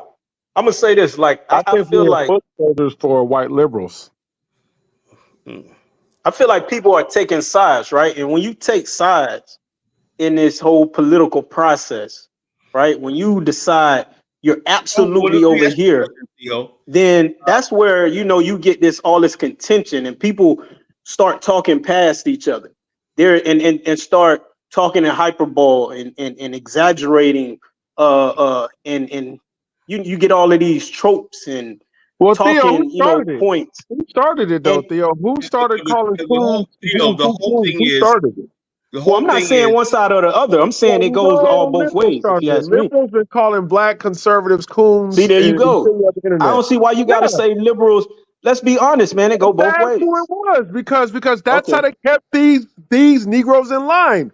They shamed them, called them coons, and then didn't want to deal with them. Now since they can't do that anymore, now they're threatening violence. You know that's what how they kept Negroes in line. I wanted to get back into what the brother before was saying. I think he's trying to make too much. He's trying to take these people a little too more seriously than he ought to. After Trump won the first time, you had all these white liberals talking about they're moving to France and moving to Canada and moving to Switzerland and black people talking about they're moving to Africa. Most of these people aren't going anywhere. And the people who do move, who are moving for the wrong reasons, were the same people who moved to Africa, or the Caribbean or wherever they moved to, and complained about not having American conveniences where they live. You saw how that happened, but I tell you what. Alan, the Bag family's still hanging in there. You know, you got to give it that, man. But they didn't move. They didn't move to Trump though. They just. You sure? Positive. Every time Ricky's like, "Y'all got racism and everything like that," Ricky's real serious about this black, but he thinks we're getting shot by the police every day and whatnot and everything. You know, so Well, he had a plan. I don't know, Dynas. They've been over there 8 years, and how long Trump? I mean, what was it since Trump got elected? Well, but it wasn't contingent on Trump. They were going back and forth even before. So, okay, yeah. Nobody see anybody who's these people who are Johnny come latelys talking this about leaving America and going for these political reasons. That's not a good enough reason to move, and so it's not something that can be sustained. They say this stuff, and then you'll have people. I saw a lady on a video complaining that she was in Ghana and she couldn't get her snacks and couldn't get her cookies. A&K, you know what I mean? These people are moving for all the wrong reasons. So they couldn't sustain themselves there because they came with no plan, no money, and plan. It was. Can I say something real quick, guys? Sure. About 15 years ago or so. Even a bit more, maybe almost 20 years now. The time goes so quickly. I was in Japan, and I used to travel to Japan severally when I was living in Spain, and I was doing something called Expo Africa. And when I landed in Japan and what I was doing there, it was amazing, Japan, in terms of the level of depth and organization that they obviously have there. So in being in Japan, apart from the big conglomerates that were almost eating out of my hand, the likes of Mitsubishi, Sony, the big boys like that, Suzuki, all of them were just practically, I couldn't believe their interest in Africa. However, I did obviously put it to them that the Chinese and Koreans are beating you Japanese up in Africa. Let me be your confidence, because the Japanese, although they're the highest quality in Asia, they're the shyest amongst the big boys. They're quite shy as far as their culture is concerned. However, I went to this lady accountant who had 200 of the best companies in Japan operating. And what she was offering me was between those of $1 million to $10 million companies, small companies that are interested in Africa, and this is their businesses, and this is the sector that they would like to fit into. And then she went from 10 million to 50 million and what they had in store. And then she went from 50 million to 100 million and above and what they had in store. The level of clean, clear, organized precision that they were looking to offer into Africa, it was clear. Now, me in my mind at that time, I was always thinking about Black America and how Black America and the Black world need to get involved secondarily. But I'm afraid, me coming from the UK and Europe, nobody's organized here. All the Black people aren't organized. They're wholly disorganized as far as really making a concentrated approach economically into Africa. You have to be bringing something and you have to be organized. Now, what I'm listening to here, it tells me really deeply that Black America is not ready for Africa because one, they're not organized. I just saw one person called Florida somebody on the internet saying, fuck Africa, and I'm thinking, what, how can you write that? If you're not interested in Africa, do you have to really put your poison on it? Do you have to do that? The mentality of our people, no matter where they are, I can cuss Black Americans and I can cuss any other Black person, but our mentality is so myopic. We're not about to do anything. We got to tell ourselves the truth about our approach to this world. Our approach is not strategic. It is not economic. It is purely a stupor of emotions. And that's not going to bring us anywhere. It's not going to bring us anywhere. Let's be frank. I really can't always get with the way we speak about issues. Mm-hmm. We are not trying to organize ourselves, so we shouldn't even pretend that we are. Whatever is going on in our own specific countries, whatever is going on here in the UK, as far as Black people are concerned, no American gives a damn about it. So when we're talking about Black America and their organization or indeed disorganization, no one cares about it. The only thing that will bring us consciously together is if strategically we are making plans to make an approach. And that's basically how I see it. I don't all these political jargon that we speak up and down, it's not going to add up to a hill of beans. Never. It's just rubbish. I don't mean to say anyone is speaking rubbish. I'm just saying that it will not really add up to anything economically or socially cohesive that allows us to bridge these gaps between the West and Africa. I agree with everything you said, but I think it's far worse than what you're saying. I think that especially Black people here in America, people are being manipulated, allowing themselves to be manipulated, and being pro-liberal while claiming to be pro-Black. What I mean by that is that we take on all these agendas, we take on everybody else's agenda, and we Black people allow ourselves to be the Trojan horse for every other group's issues, and they sneak in these issues for every other group on our back, and we allow that. And they have people like Afro Stink Tank, who's a Marxist liberal and everything like that, pretending to be a Pan-Africanist, right? Riding in all these things, DEI, whatever, like this. Oh, the fear mongering over 2025 and all the stuff like this. Anytime somebody starts giving you the liberal spiel and everything like that, that's what they are. They're not a Pan-Africanist. Right. Well, but we're giving these talking points. Like a great example, Colin, where you talk about 2025. There's nothing to fear about 2025. I read the thing. I agree with I would say 80% of it. I agree with. I'm like, yeah, okay. Traditional families. This is my type of agenda. Right. Close the borders. Define man as a man and a woman as a woman and whatnot. Hey, you got my attention. What am I? Well, the conservatives have always been better at organizing. Hey, Alan, 30 seconds. I'm gonna pass it to these. Okay. We got two people that called in. Then I'm gonna close out. Go ahead. Okay. The 2020 the conservatives always been better at putting out an agenda and then finding the next group of people going up. Well, all 2025 is the same stuff that the Heritage Foundation has been pushing for the past 50 years, and it's just rebranded so they can attract younger people, so they can get the next person in line. If the Democrats had a 2025 type plan, the Democrats wouldn't be in the situation that they're in, where we've run senior citizens 3 elections in a row, and now there's nobody to speak of to come behind this senior citizen. The Democrats need to have a 2025 type plan. Now Whoopi Goldberg says she don't care how many times Joe Biden poops in his pants, she's still voting for him. I heard somebody on Piers Morgan say that if Kamala Harris walked on the stage with the urn that said Joe Biden, he'd vote for him. All right, let me pass it to John. Go ahead, John. Yeah, peace to y'all. Can y'all hear me? Am I coming through? And after that, we'll pass it to C-Mac. Okay, bet. I'm gonna set my timer. I got a little timer here. I'm gonna set that for 1 minute and 30 seconds. Let me start it now. That is so polite. I shall do that too. Thank you. Yeah, appreciate that. Peace to the panel. Storming out here real bad. It's looking orange outside right now. Look like it's about to. But for the topic of the show, I just wanted to come on and say that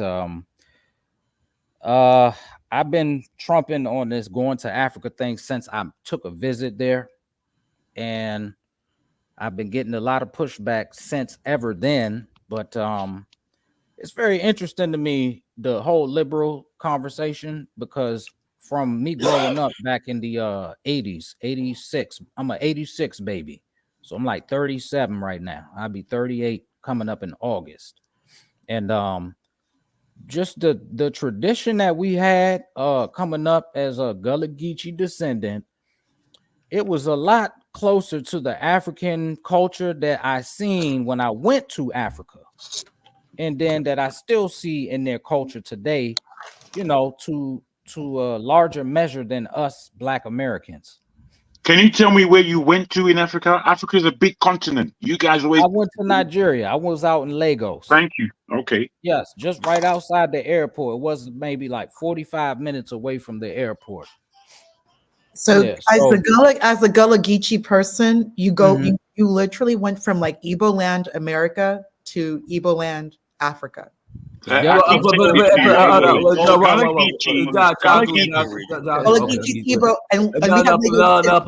me interrupt. So Gullah Geechee is a mixture. You have some Igbo, but it's predominantly descendants of Sierra Leoneans. Yes, it is. The descendants of Sierra Leone. Why would you even say Sierra Leone? Yeah. Correct, Dinus. I don't know why my minute is up, but I just wanted to say that the Carolinas. Well, go ahead, John. Go ahead. Okay, so the from Barbados. Okay, so Barbados had a lot of slaves that were Yoruba people, This is Barbados is Igbo Trinidad. too. Just FYI, sorry. Igbo too. Yeah, it's My a bad, mixture. Barbados, It's a Barbados. mixture. We Yeah, just yeah. know that we Don't was all interrupt the mixed guy, up. man. Come on, So, John. Man, get a man his you know time what I back. mean? Like, come on, let me get it through because I'm not even gonna be on all long. But I am a mixture.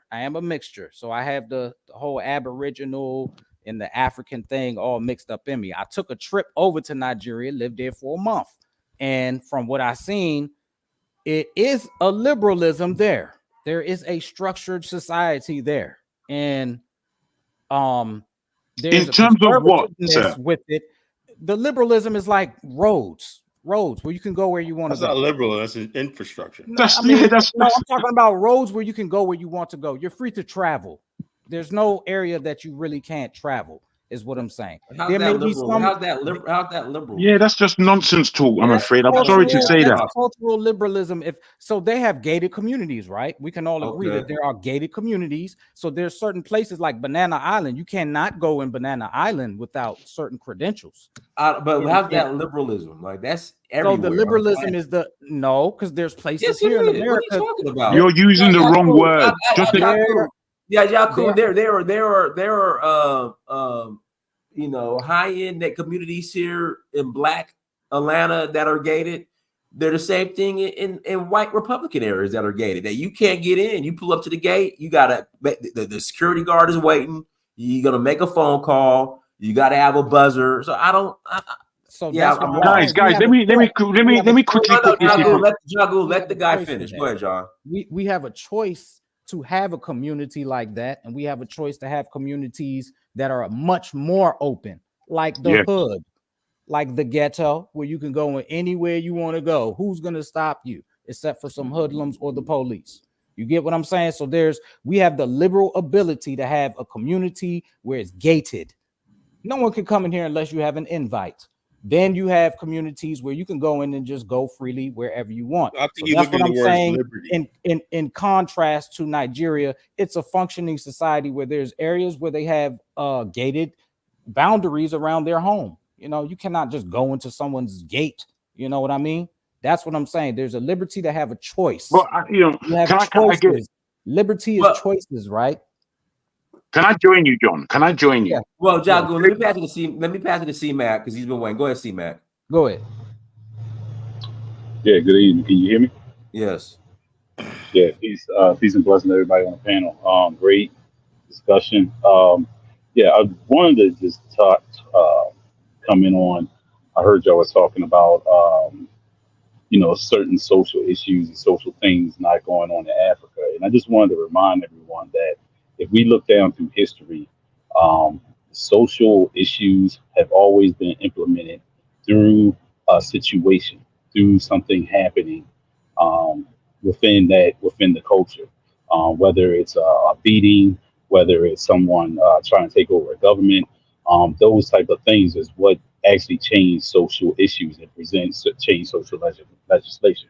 So to think that it could not happen in Africa, it definitely can, because we actually have seen, as I said in the chat before, that we've seen the CIA has gone over into other countries and have implemented and done that same exact strategy as far as creating a social issue or creating a social problem, and legislation gets changed because of it. If we even look now into America, how a lot of legislation is changed here, there's normally a tax change because of a black issue, a black situation that has happened. So we have to always keep that in mind, that this tactic can also be implemented in other countries as well. One thing I also too wanted to say was that, you know, with Trump coming in, things could change in our communities. But one thing that we have to do, if any money or anything is being sent down to our communities, we have to keep an eye on it. Because, for instance, in my city, in 2016, once after the opportunity zones was implemented, we had 46 in my city. And it never moved forward because we have liberal and democratic elected officials in the city. So things did not move. Things did not. There's still projects and stuff that are still sitting around, and they're not. And they're stalemate just because we have people who oppose Trump and do not want to see him succeed. So I wanted to also say as well, we have to keep an eye on the money. Also, too, Biden sent the money for the infrastructure bill. Our mayor has has gotten like the most money of any mayor, any city of our city at any time. Bro, He's sitting there. your city had, you mean tell me your guys had money sitting on the table and some black liberals stopped y'all? That's Yes, time. sir. That's the time when you pull out the bats, right, and start having massive rallies or whatever. And then you know what happens. You remember the movie Fist with Sylvester Stallone and the labor movement? You start cracking some heads. You Got know, throw some nails in the street when they Well, pulling well, off. you got that's what you got to get to. When that'll send a message, because these liberals and all these people doing this, they're nothing but thugs. Now, if correct. you now they're threatening black people. If you even say, if you don't just say I love my, like you have that barber who invited Trump to the barbershop, he's apologizing. You're a man. You don't, if you don't turn back on your thing, you think I ever apologize? I may say something and be like, hey, yeah, I could have said a little better. But if I take a stand on something, I'm going to keep that position right there. That's just being a man. Well, You know? one thing we have to always see, one thing we have to see as well and always remember as well is that politics is a business. So if we're not contributing financially to any agenda, anything that we have going on, then it's going to be stalemate. I mean, I have a friend of mine who is Jewish, and he told me that he deals with a friend of his who has elected officials coming to his house all the time. And he asked him, "How come you're not running?" He said, "Why do I have to when I'm paying these elected officials to do what I want them to do?" So if we're not contributing financially into back into anything that we have, any agendas or any legislation that we want to see passed, then it's going to be null and void or probably debunked by either another ethnicity or group. That's our issue. We don't have any lobbyist movement. We don't have a pool of money You need and people people out we there can pull organizing behind on and the say street we going. level, show up at these politicians' door, right, with the bats in the hand, the clubs in your hand, and the torches and whatnot. Say, yo, look, we got billions of dollars, and you trying to play politics with our money. You know, that's what you're talking. That's when you get their attention. It got to get to that point in Black America. Let me pass it to Jagoon, and I'll pass it to Yeah, thank you. I mean, there's a few things I wanted to touch on here, but you know, let me try and see if I can go. Well, let me just say this. The guy was talking about the Galagici, and as I say, Madame, who initially called herself Biafra, but she's changing her name every day for some reason, I'm not sure. Having said what you, she's Galagici is what she's claiming. Wait. She did begin, and she has said that this Galagici is Igbo, and it's more Sierra Leonean than anything else in that Africa. No, there's a book. Excuse me, let me just land, bruh. Okay, so let me I'll land. educate you on my culture. I got you to land. You got to let me land because you're not going to educate me on the Galagici. You just can't. I'm past you. Okay, I'll give you an education on my own Can culture. I finish? Dynast allowed me to speak. Can you do the same? All right, Jagoon, you got a minute. Go ahead. Go, thank you. So I'm not quite sure why Igbos in particular always need to raise their name. Let someone else raise your name. You don't have to wave the flag of Igbo every day. So let someone else do it. That's how the Yorubas behave. We don't have to raise our name every day, or somebody else will do it for us because the reality is there. You can't eke your way into any reality of history if somebody else is not confirming it with you. So that's my first thing. The second thing you spoke about, I think well, about societies or areas that are exclusive. And there's no reason that African Americans cannot have their exclusive areas in anywhere in Africa, as long as they're paying for it. The Lebanese have secret areas that most Nigerians don't even know. I've taken people to certain places in Lagos there that a lot of Nigerians didn't know that the whole area was completely Indian or completely Lebanese. Yeah. I'll just end on this, if I may. Beautiful.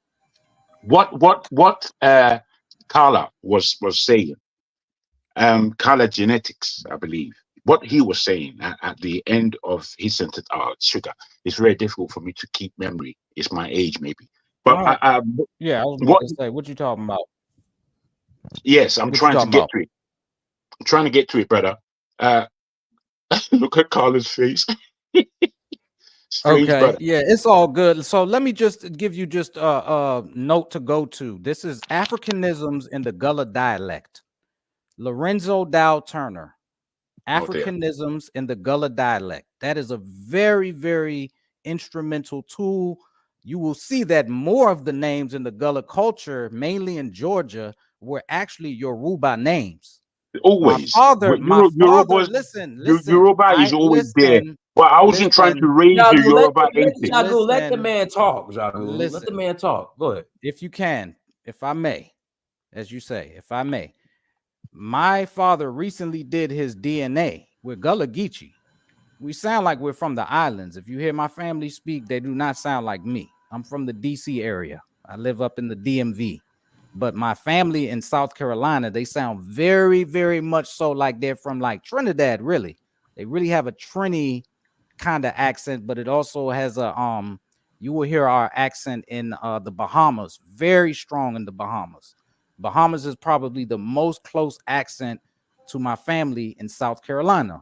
So now, this Africanisms in the Gullah dialect by Lorenzo D. Turner, Africanisms of the Gullah dialect. You will notice that many of the names were Yoruba. They were Yoruba names. They even have a Yoruba village there. It's called the African Village. So there was many different tribes. We're very mixed because we even have the $5 Indian mixed with us. I respect that. I respect what you're saying. We have Irish. Do you know the connection between Yoruba? Let the man. I just want to ask him a question. It's not too deep. I just want to express myself. If he can give me a moment. No, I heard everything you said, and you're clear. So let him finish. Go ahead. So from my research and my father doing his DNA, it came back like 100% Yoruba. Now that was through his father's lineage. So it was the male DNA. It was the Y chromosome. Now my mother's lineage, she had like Sierra Leone was like 17%. She had Igbo or Nigeria they had Nigeria and Igbo, and hers was like 37%. She even had 2% of Madagascar. And I went to go and do the research to see how in the world would my mother have Madagascar 2% in her DNA, and she's from South Carolina. She's a Gullah Geechee woman. And then I come to find out that there were slave voyages going straight from Madagascar to South Carolina. And then I even found out something crazier. They have meerkats. The second place where there's the most meerkats is an island off the coast of Georgia. They brought meerkats to Georgia, one of the islands. We're coastal island people. So that's why I'm saying I'm from the culture. I didn't really meet the people that are out on the islands so much because we're a younger generation, but I have met enough of them and done enough research to understand that the Gullah Geechee people are a mixture of people. I'm not taking anything. Very African. We don't like to be too liberal. Madagascar. That's like you're going Madagascar. Yes. You're going to South Africa. You're going into South America. Yes. You're going to certain areas of South America. You're going definitely into the islands. 100% the islands, and then of course the British bringing everybody. Yes. To the Carolinas, to Georgia. Yeah. Wow, yeah, you represent. Yeah, I'm gonna look it up. I do my research. The whole voyage. That's the whole voyage. All right, go ahead, Jagu. That's true. I totally agree with what the last guy said. I was just wondering whether or not he appreciated the relationship over the time of slavery between the Yoruba and Yoruba particularly, not only, but particularly, and Sierra Leone. Because there's been a great connection there over the 400 years. There are so many of us that are still in Sierra Leone, Yorubas. They call them the Creoles because it's a Creole dialect that they're speaking, a deep pidgin, and this deep pidgin has spread all across the Americas, South, Central, Caribbean, and the Americas in themselves. So it's not that I didn't take anything away from what you were saying. And Gullah Geechee, as I said, it's really between the Americas and Africa, the strongest connection between the two continents would be with the particular area that we call Sierra Leone. And that's my only adage. You understand? It's not to say I'm taking away anything from what you said. I think you were quite accurate in what you had to say. So can we say that Gullah Geechee is basically like West Africa, like in America? Yeah. I All mean, of West Yes, we do have a strong connection with Sierra Leone. That was what I was a mixture of from Senegal stretching all the way down to Nigeria. Oh wow! But the majority is from Sierra Leone. Okay. Because I agree. Amir, I agree, bro. So were they? We have that connection with Sierra Leone for sure. Okra, because I know, it was rice. So the reason why the Gullah Geechee, the reason why they were so low country, the reason why they were in such demand, especially from Sierra Leone, because Sierra Leone, the Africans of Sierra Leone at the time were producing rice. Rice farmers. And they were doing that in South Carolina. They were trying to do that in South Carolina, so they needed that skill set. So they brought them. So they brought rice to the Americas. Yes, they brought rice. Very good. They were very good. It's not rice in itself. The skill of growing rice. I don't think rice was rice was native to America. They started growing it in South Carolina because again it's low country, so it was I guess the water or whatever. Yes, a lot of water, like rice paddies, and also they brought like okra. Yes, okra is a must. Okra is a must in our dietary culture. Okra is like you have to have it every day. That's how I had mine today. Like that's what I grew up eating, because when I visited the area, like it was like I'm looking at vegetable soup. The food, Gullah Geechee, looks like traditional Igbo food. Like I kid you not. Like the same vegetable soup I grew up on, okra, is just like the same thing they eat, and it's like the major crop. So as I got older, I learned that this was one of the plants that was brought. I always, okay, this is like Igbo food because they look like Igbo people. And then not only that, there's also, we can discuss later on, Dinah's, can we have a later live discussing not just what John and Jagun are bringing up, but can we please touch on Juju as well? Please. That's fine, but I want to go ahead and close out. Everyone, thank you so much for joining. Like, share, subscribe. Thank you. Also, Dinah's, can I thank please you all. Thank you, bro. Quickly? Dinah, when you leave the live, can you? I don't know if you heard about Giselle, the model Giselle, married to Tom Brady. What about her? Speaking of Yoruba, she placed Juju. Look it up. They call it witchcraft. You know, like Tom Brady. You know, he's white Boston. He's like, oh yeah, my wife put witchcraft, and he was into it. She evoked Juju. Brazilians call it Colombe, but it's Juju all the way. And Brazil is Yoruba. So she's evoking like traditional Yoruba spirit for Tom Brady to win the Super Bowl. I kid you not. There's an interview. Dynas, please look this up. I'm not exaggerating. You can find it yourself. Okay, cool. Everyone, thank you so much for joining. Like, subscribe. Until next time, family. Hold on, guys. Hold on.